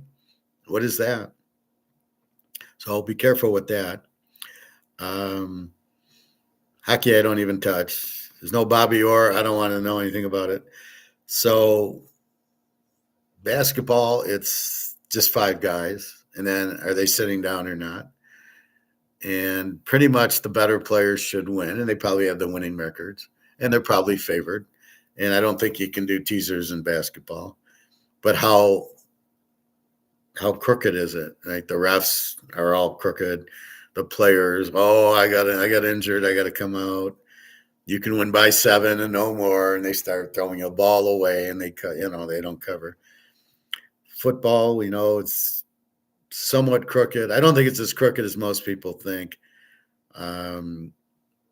They're playing too hard to throw the game. Earl Morrall in Super Bowl III, yes. The Jerry Rice when he was on Oakland, Tampa, when the coach didn't change the plays, those were obvious. But Seattle, New England, I don't think was a fix. I don't think New England, Denver was a fix. I do think they got New England in because Bo Nix was out, and on that pass he threw sideways, they called it a backward pass. That would be about it, but I don't know. That's the only thing I could see being crooked in it. But, it's different. You got a full team in football. You got 5 guys in basketball, and baseball is all the pitching. Nobody will hit Paul Skeens if he doesn't want you to hit, or nobody would hit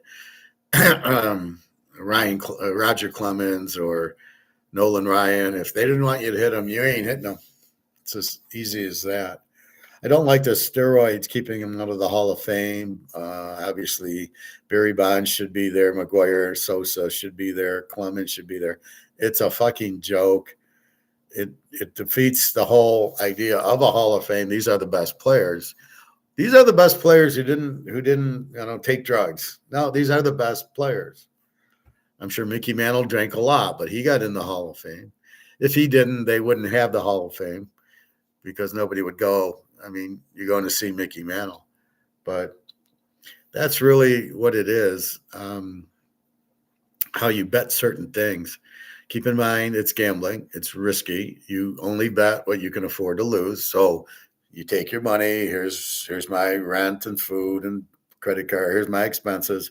And this is what I get to play with and have fun with. Go on a vacation, go golfing. And if I want to bet, that's it. But you got to limit it.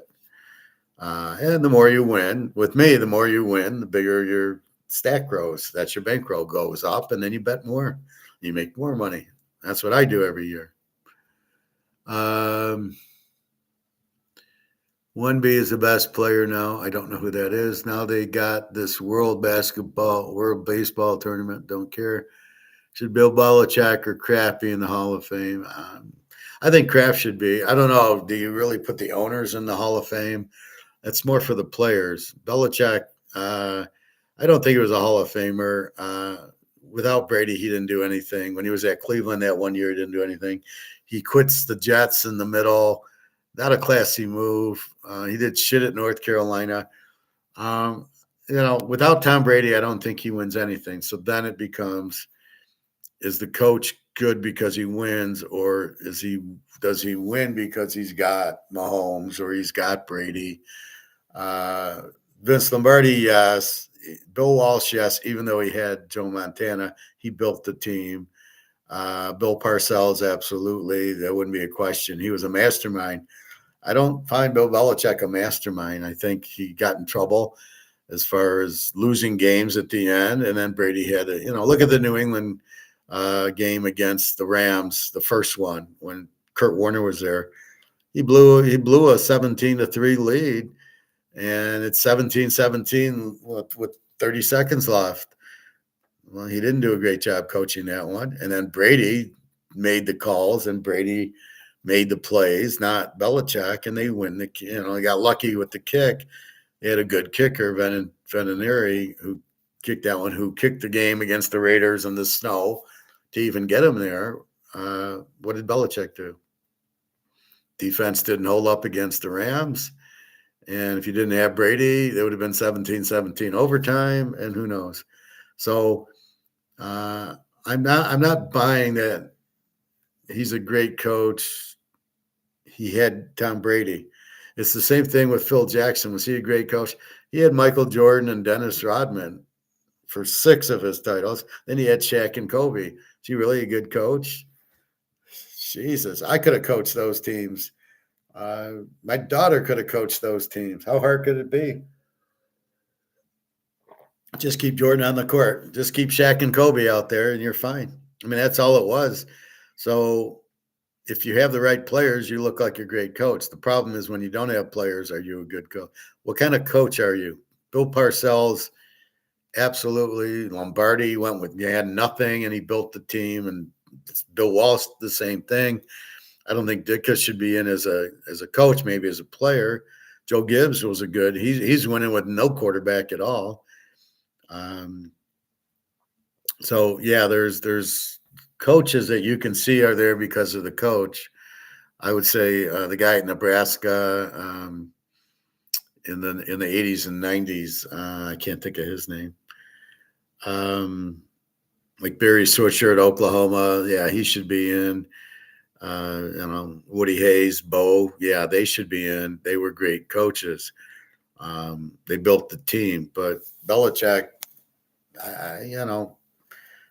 he didn't really dominate. His defenses weren't that great, and it was Brady in the offense. So I'm going to say no on Belichick. I don't see what he did. I do think Kraft, for winning all those, for having the fortitude to have Brady, I'll give Kraft should be in it. But I don't buy Belichick. It's just like Andy Reid. I don't buy he's a good coach. We've seen him choke, 5 times at Philadelphia, right? He was a loser. He had Donovan McNabb, and they went 4 or 5 times to the conference championship game and lost to Tampa and lost to these other teams. And then he finally gets to the Super Bowl, and they lose by 3 to New England. I don't consider Andy Reid a great coach. Then he goes to KC, and he's doing nothing with Alex Smith. And then he stumbles onto Mahomes. He starts winning championships. Same thing. I don't buy he's a great coach. You have Mahomes. So at what point do you say it's the coach, and what point do you say it's Mahomes, it's Brady, it's Joe Montana, it's Drew Brees? Now I think Sean Payton's a great coach. I would put Sean Payton in ahead of Belichick. Absolutely. Look what he did with Denver. He had nothing. Drafts Bo Nix, and they're in the championship game.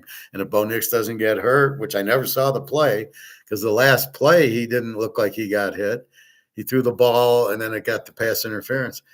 The last game, not the New England game, the game before, I didn't see the Buffalo game. They won 33-30. So I see that. That's Sean Payton. Sean McVay, I think, is a great coach, winning even though he has Stafford. But I don't think like Dan Campbell's a good coach. He blew the Super Bowl by not kicking field goals, and then he blew the Washington game by not running it down their throat like Philadelphia did. And then last year he blew the Minnesota game and he blew the Pittsburgh game when they needed a win to make the playoffs. He didn't show up. He put the ball in Goff's hands, which you can't do. Now I noticed the trade for Montgomery. You were wrong, John C. You said it was a 4th or 6th round pick.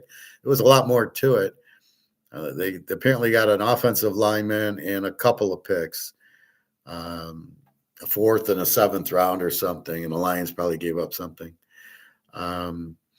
So that's going to hurt the Lions. I mean, what are they going to do with the draft pick? Probably nothing.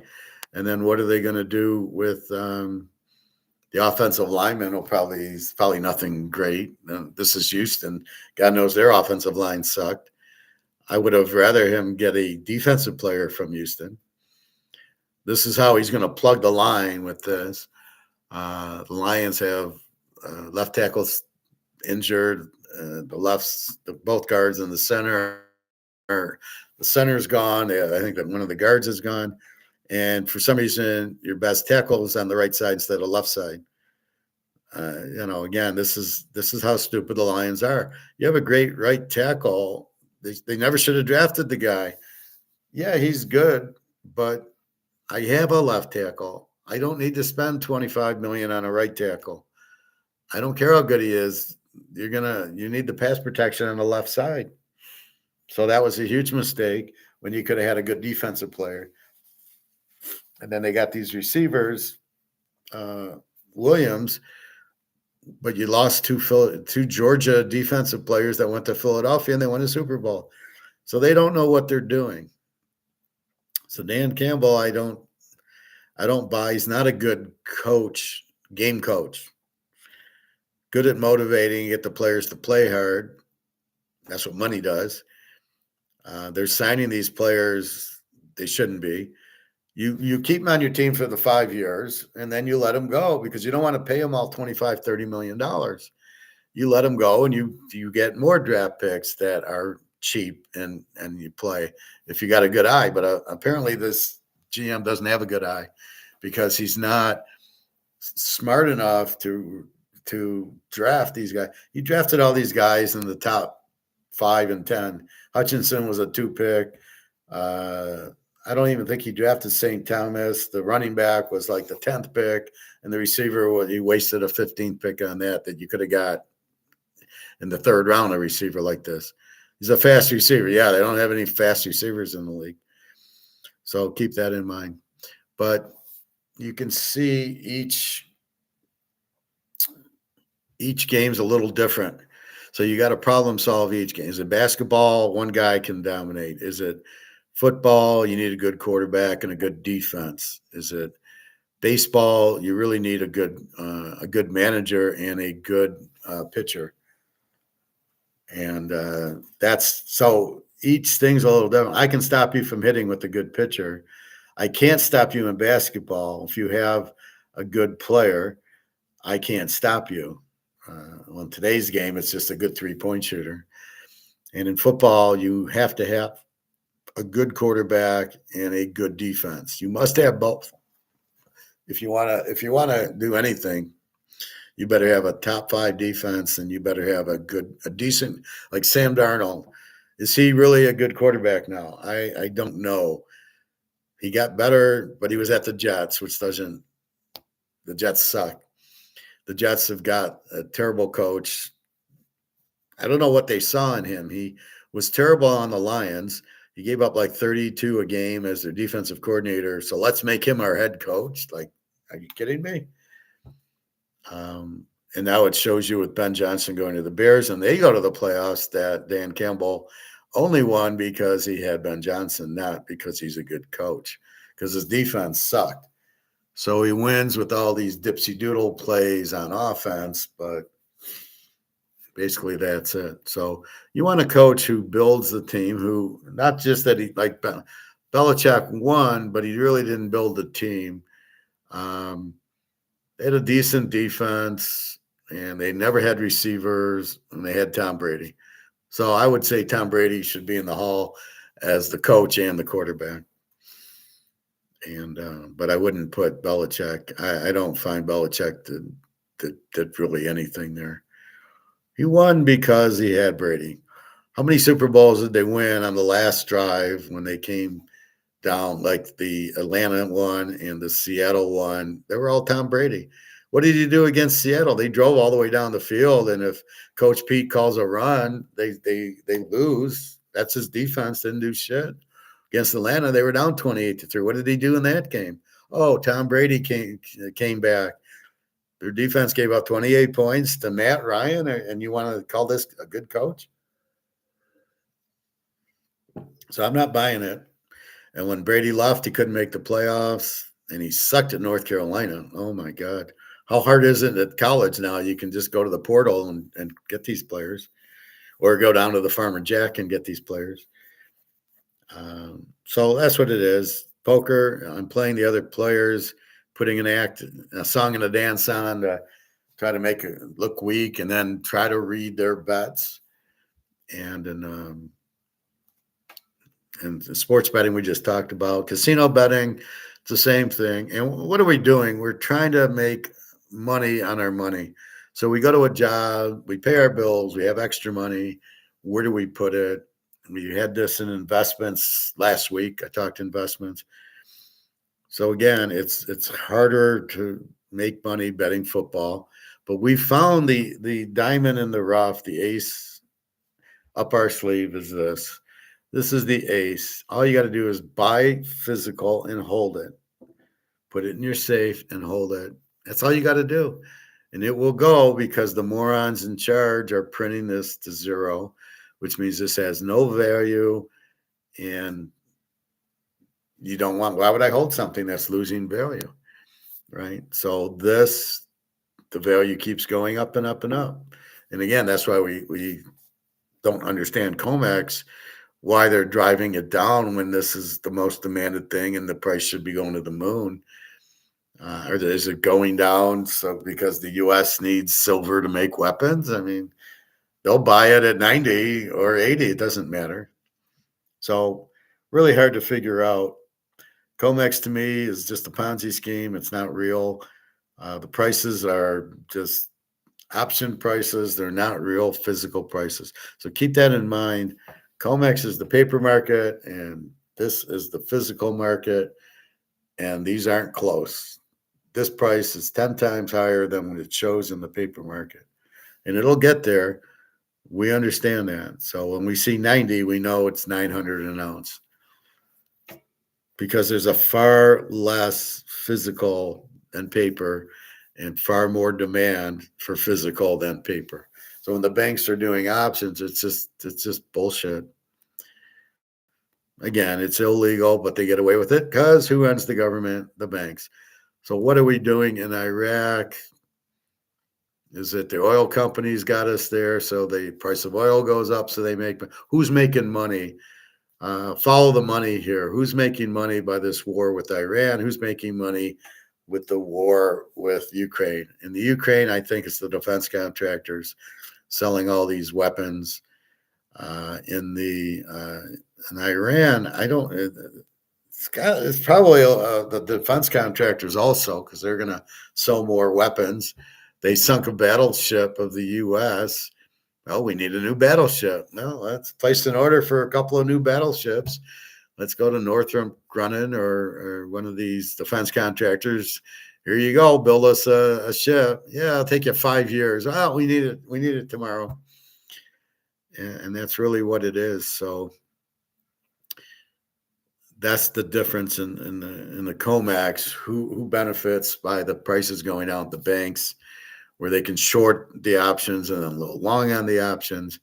But it's an option game, not a physical game. So we figured that much out. That's why we're in physical. So when I go for my birthday, it's going to buy 3 or 4 ounces of physical gold or silver. Gold, I wish. See, but look at it, before, you could buy 5 ounces for 10 grand. Now 5 ounces is going to cost you about 30 grand. It's going to be 5,300 roughly an ounce. So it's about 27,000, and you're getting 5 ounces of gold. So that's the thing. Silver, yeah, you'd get for $100. You could have got 5 ounces. Now you're going to get 1 ounce. So that's how you look at it. Like I said, the hard part for us is we don't get any extra gold or silver, but the value goes up. So you're holding gold that you paid 2,000 for. It's now worth 5, but you don't recognize that. You just say, "Oh, I got an ounce of gold. Now it's worth 5 grand," but you don't see it, and it's there, but it's worth more, and it's really, you just don't get it. I compare it to like a stock, where the stock, you own 100 shares and it's 100, and then it goes to 200. Well, you don't really recognize the income until you sell it. And that's the key, is you got to sell your stuff, except for gold and silver. We will sell it at some point, but not all of it. We'll sell an ounce here and an ounce there. Like I need money. I'll sell an ounce of gold, which is fine. That's why I got it for. But I'm in a dilemma. I don't really want to sell it, because the longer I hold without selling, I'll watch it keep going up and up and up. There's no reason for it to drop. Anyway, so what else do we got? Looks like John Z's our only commenter. Anyway, so let's take a look at our gold and silver.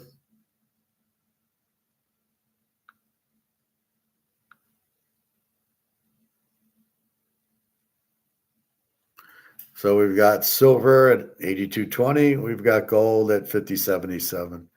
Again, these are phony numbers. These are paper numbers. Why is gold down $200 today? Zero reason, because it's a Ponzi scheme. Why is silver down $6 a day? Same thing. It's a Ponzi scheme. Let's look at the stock market. It was down $1,000. I can't believe it's as high as it is. It's now down. No. I hate when the page doesn't refresh. It's now down 575. Who's buying it? To 48,329. It should be nowhere near this. See, this is the problem. We understand it. There's no way stocks should be this high, and there's no way gold and silver should be this low. So I don't know who they're pretending, but we smell right through it.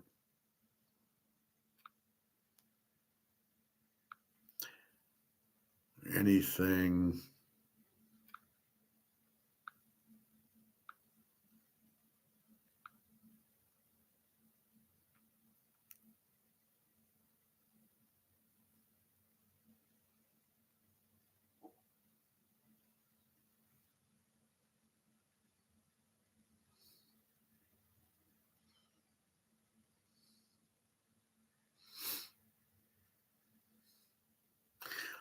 Thousands of flights disturbed in the Middle East, as you would imagine. Probably most of the Middle East countries, you're not flying. You can't fly into Ukraine. If I want to go to Russia, I got to go through Turkey, which I don't know if they're dragging Turkey into this war or not. And it's all the defense contractors are the ones behind the war, trying to sell weapons. So they have wars, and then people need weapons if you're going to be in a war.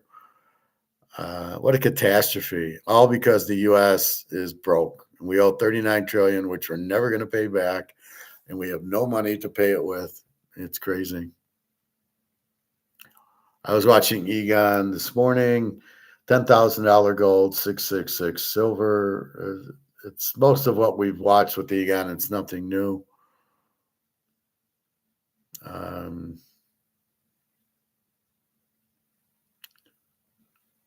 Here's a Stoic thing. Let's watch that. What makes someone unforgettable? It's not fame, not money, not loud words. According to Stoic philosophy, true impact comes from character. Let's explore 4 powerful Stoic actions that make you truly unforgettable. 1. Master your emotion. Seneca taught that emotional control is true power. When you stay calm under pressure, people feel safe around you. React less, observe more. Calm energy is unforgettable. 2. Absorb before you respond. Most people listen to reply. You listen to understand. People never forget the ones who truly hear them. 3. Speak with purpose. Every word matters. Avoid empty chatter. Stoics believe words should reflect clarity, wisdom, and kindness.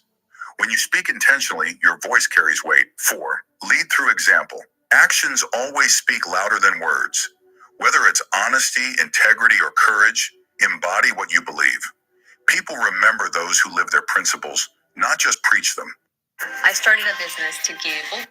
So when we're playing poker, if we follow that, actions speak louder than words. So that's why I say the bet is much more key than if somebody says, "Hey, I can beat kings," and they can't. Daniel Negreanu likes that trick. And oh, I really don't have a, and then he laughs at you. It's like, fuck off. All right, let's see. Here's another Stoic. If someone treats you like you don't matter, never beg. Instead, make these 7 powerful Stoic moves. 1. Withdraw your energy. Your attention is power. Stop wasting it on people who don't value it. 2. Stay silent. Silence is stronger than arguments. Let them feel the weight of your absence. 3. Protect your peace. Their chaos is not your responsibility. Guard your mind like a fortress. 4. Level up quietly. Success is the best revenge. Let your progress speak louder than words. 5. Set firm boundaries. If they cross the line once, draw it darker the next time. 6. Stop justifying yourself. You never need to explain your worth to anyone. 7. Walk away with dignity. The strongest move of all, leaving without a word. They'll realize it when it's too late, but by then it won't be your loss. As I've said many times, this time is not too late to actually buy gold.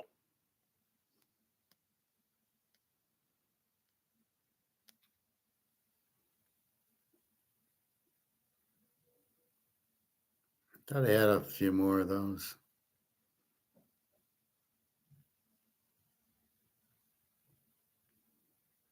There'll be tremendous pressure on the gold price upwards, and I think the gold price will move because of this demand we're going to get now in the next few years. It's going to move much faster than just by purchasing power. I think there'll be a permanent revaluation that will make people think totally differently about gold. And I think in the future, there won't be just 0.5% of all financial assets in gold. Everybody will consider that you have to have at least 10 or 20% of your assets in gold for wealth preservation purpose. That's what we're going to see in the next few years. And this is, as I said, going to be reflected in the gold price. This is why you have to hold physical gold and some silver outside the banking system and store it in the safest jurisdictions and in the safest vaults where you have direct access.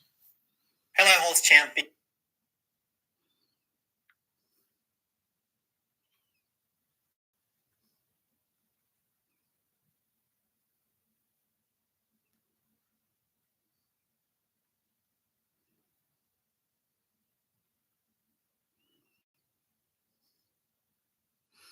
Here's another Stoic one. You think love is about constant messages, constant closeness, but here's the twist. When a woman's feelings get real, her instinct is to pull back, because deep emotions make her feel seen, exposed, a little out of control, so she takes space, not to hurt you, but to protect the part of her she rarely shows. Sometimes, that silence is a test. She's asking without words, are you solid on your own? Or do you fall apart the moment she steps away? If you chase the distance, you show neediness. If you stay grounded, focused on your path, you show strength, the kind she feels safe leaning into. Remember this, attention comes from interest, but pull back, that comes from real attachment. Stay centered, she'll come closer when she knows you won't break. If this resonates, drop, I stay steady in the comments. Strength in silence says more than any reply ever could. Attention, homeowners. Oh, nobody cares. So they give these good ones.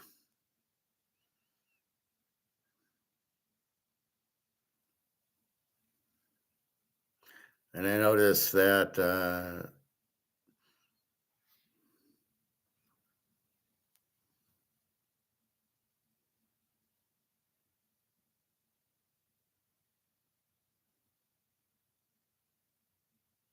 Here's a good one. 5 ways to destroy your enemy without fighting. Most people think victory requires confrontation, that defeating an enemy means going to war. But Sun Tzu taught us something more powerful. The greatest victories happen without a single battle. Let me show you how. First, become utterly indifferent to them. Your enemy feeds on your reaction. They want anger, fear, attention.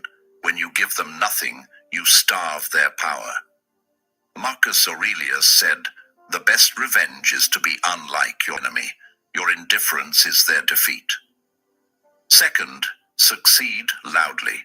While they plot against you, build something undeniable. Your success becomes the weapon they can't defend against. Every achievement is a statement they cannot refute. Third, let time reveal their character. Patience is your ally. Don't expose them. They'll expose themselves. The liar eventually contradicts their own story. The schemer's plans unravel. Stand back and let their nature do your work. Fourth, surround yourself with their opposite. Build relationships with people of integrity. Your circle becomes a mirror showing everyone what they lack. Your elevation highlights their decline without you saying a word. Fifth, forgive them silently and move forward. This isn't weakness, it's strategy. Forgiveness frees you from the weight they represent. But forgiveness doesn't mean reconciliation. It means you're no longer controlled by what they did. Here's the truth. Your enemy wants a fight because fighting keeps you on their level. Rising above them destroys them more completely than any confrontation ever could. Your progress is their prison. Your peace is their punishment. Win by becoming unreachable. The last week, Russia. I like that. So I've been watching a lot of like Colonel McGregor talk about the with Iran. That's how I get the information, because we really don't know what's going on there. We can't really trust CNBC or any of these stations, so we have to go to trusted sources.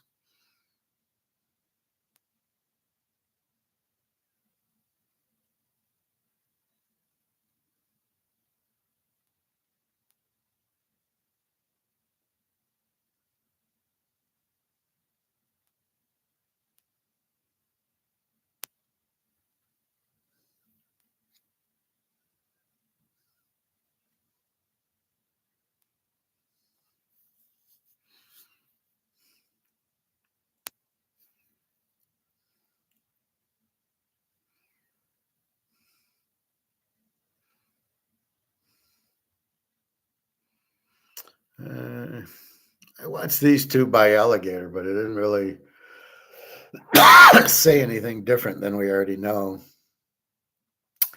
So we're going to retire soon if we're silver stackers, and a 15% increase on this day, which they never give you the day. And even if they did, it wouldn't really do anything.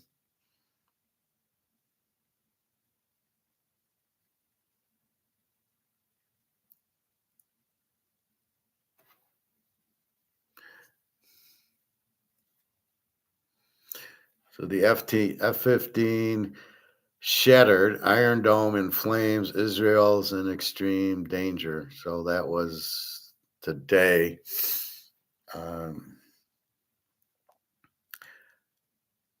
Not sure.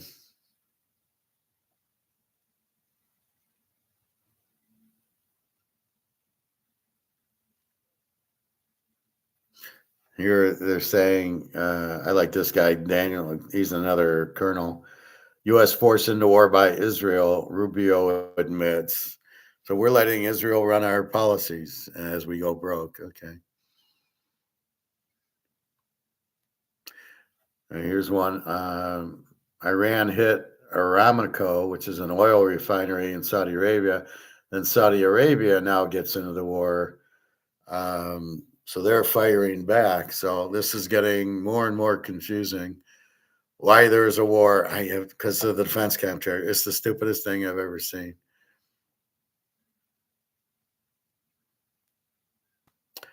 And then Trump's trying to say this is a regime change. No, it isn't. We don't know what it is. Again, we're in a war over nothing, but we're spending billions of trillions of dollars for the weapons for the defense contractors. So again, the war is for the defense contractors.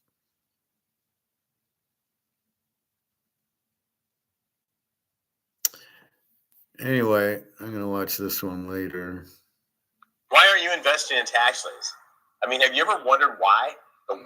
TX. And then so I'll get to that. Anyway, I think that's it. Let's check our gold and silver again.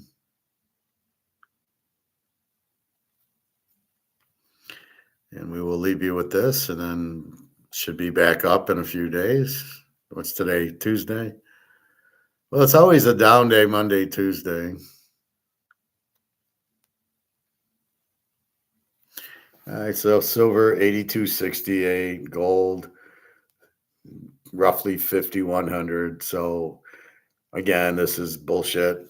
We know, again, gold's down $200. What reason? Silver's down $6. What reason? There isn't any. It's all bullshit. It's all a Ponzi scheme by the Joker or Madoff or Larry Fink or the Jamie Dimon. I think they're behind it. There's no reason. You're going to dump your gold and silver. They need silver. They're going to lower it so people sell it. I don't know. So if I sell it at my dealer, what does he send it to Trump? I mean, it doesn't make sense. So anyway, I might go buy at 82. It's probably a good time to go buy my birthday present today and check in with the store and see if they're back to buying. Anyway, we will see. Outside of that, time for lunch, time for the pool after. Haven't heard from Daria in 4 days. And again, I'm being stoic, so I just say, are you okay? Is everything all right? My normal hello, have a nice statement. I'm not panicking or, getting emotional about it. I'm sure she texts me when she can. So I don't really know what's going on. All I can do is wait till I hear from her. But, usually she's sick or there's something going on at work, but it's never intentional. So I don't worry, I'm not worried she's with somebody else. It's just, is she sick? Because she gets sick a lot. Is she sick? Or, again, why can't you just text me? And is she in love with me and not texting me to see how I react to it? I usually react by going, are you okay? What the fuck? I don't say, oh, you left me. I just think what's going on? Or are you okay? That's what I think at. Maybe they got bombed in St. Petersburg. All right. Well, I think that's about it. So we see our 82, well, call it $83 silver and 5,100 gold, and it'll be back up. Today's Tuesday. Look for tomorrow to be up because this is options. So when they get too high, they short them, and when they get too low, now they're going to buy them, and and everything will slide back. It's just a stupid game that they're playing. They're making money on it, but since the money's in dollars, they're not making anything, and they don't know it's monopoly money. So anyway, this whole war is stupid, but be careful of your gas prices that probably go up at the pump because the oil being blockaded by the Straits of Hormuz. So anyway, try to have a good day. Try to relax. Fortunately, we are not in Iran or any of these places getting bombed, at least not yet. And hopefully that doesn't happen here. We'll see. Be careful with your bank. Get as much gold and silver as you can.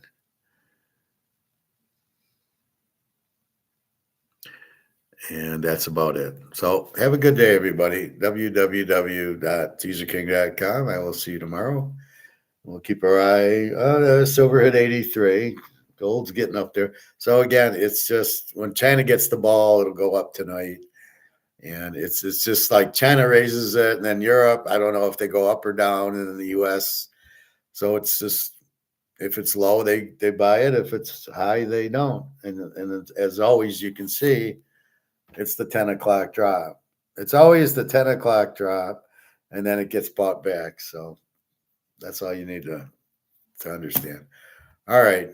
So if you are going to buy, I would go to the gold store at like 10:30, and you'll be in the 10 o'clock drop, and you'll get it. And then as it goes up, you'll get it cheaper. All right. Well, have a good day then. www.teaserking.com. I'll keep an eye on everything and see what happens. But I hope I'm trying to educate you on, the football, betting football is what I'm educating you on, and poker and casino games and gold and silver and all that. You have to understand it to play it, right? It's like trying to play golf and not understanding the rules, or tennis. You got to understand what's the rules of the game, and then you can play it. So if you're trying to play poker or bet football or go to the casino or buy gold or silver, you better understand the rules. And that's what I'm trying to enforce in you. So hopefully you got that, and that's about it. So www.teaserking.com, lunch and the pool. All right. Take care, everybody. Have a good day. Relax.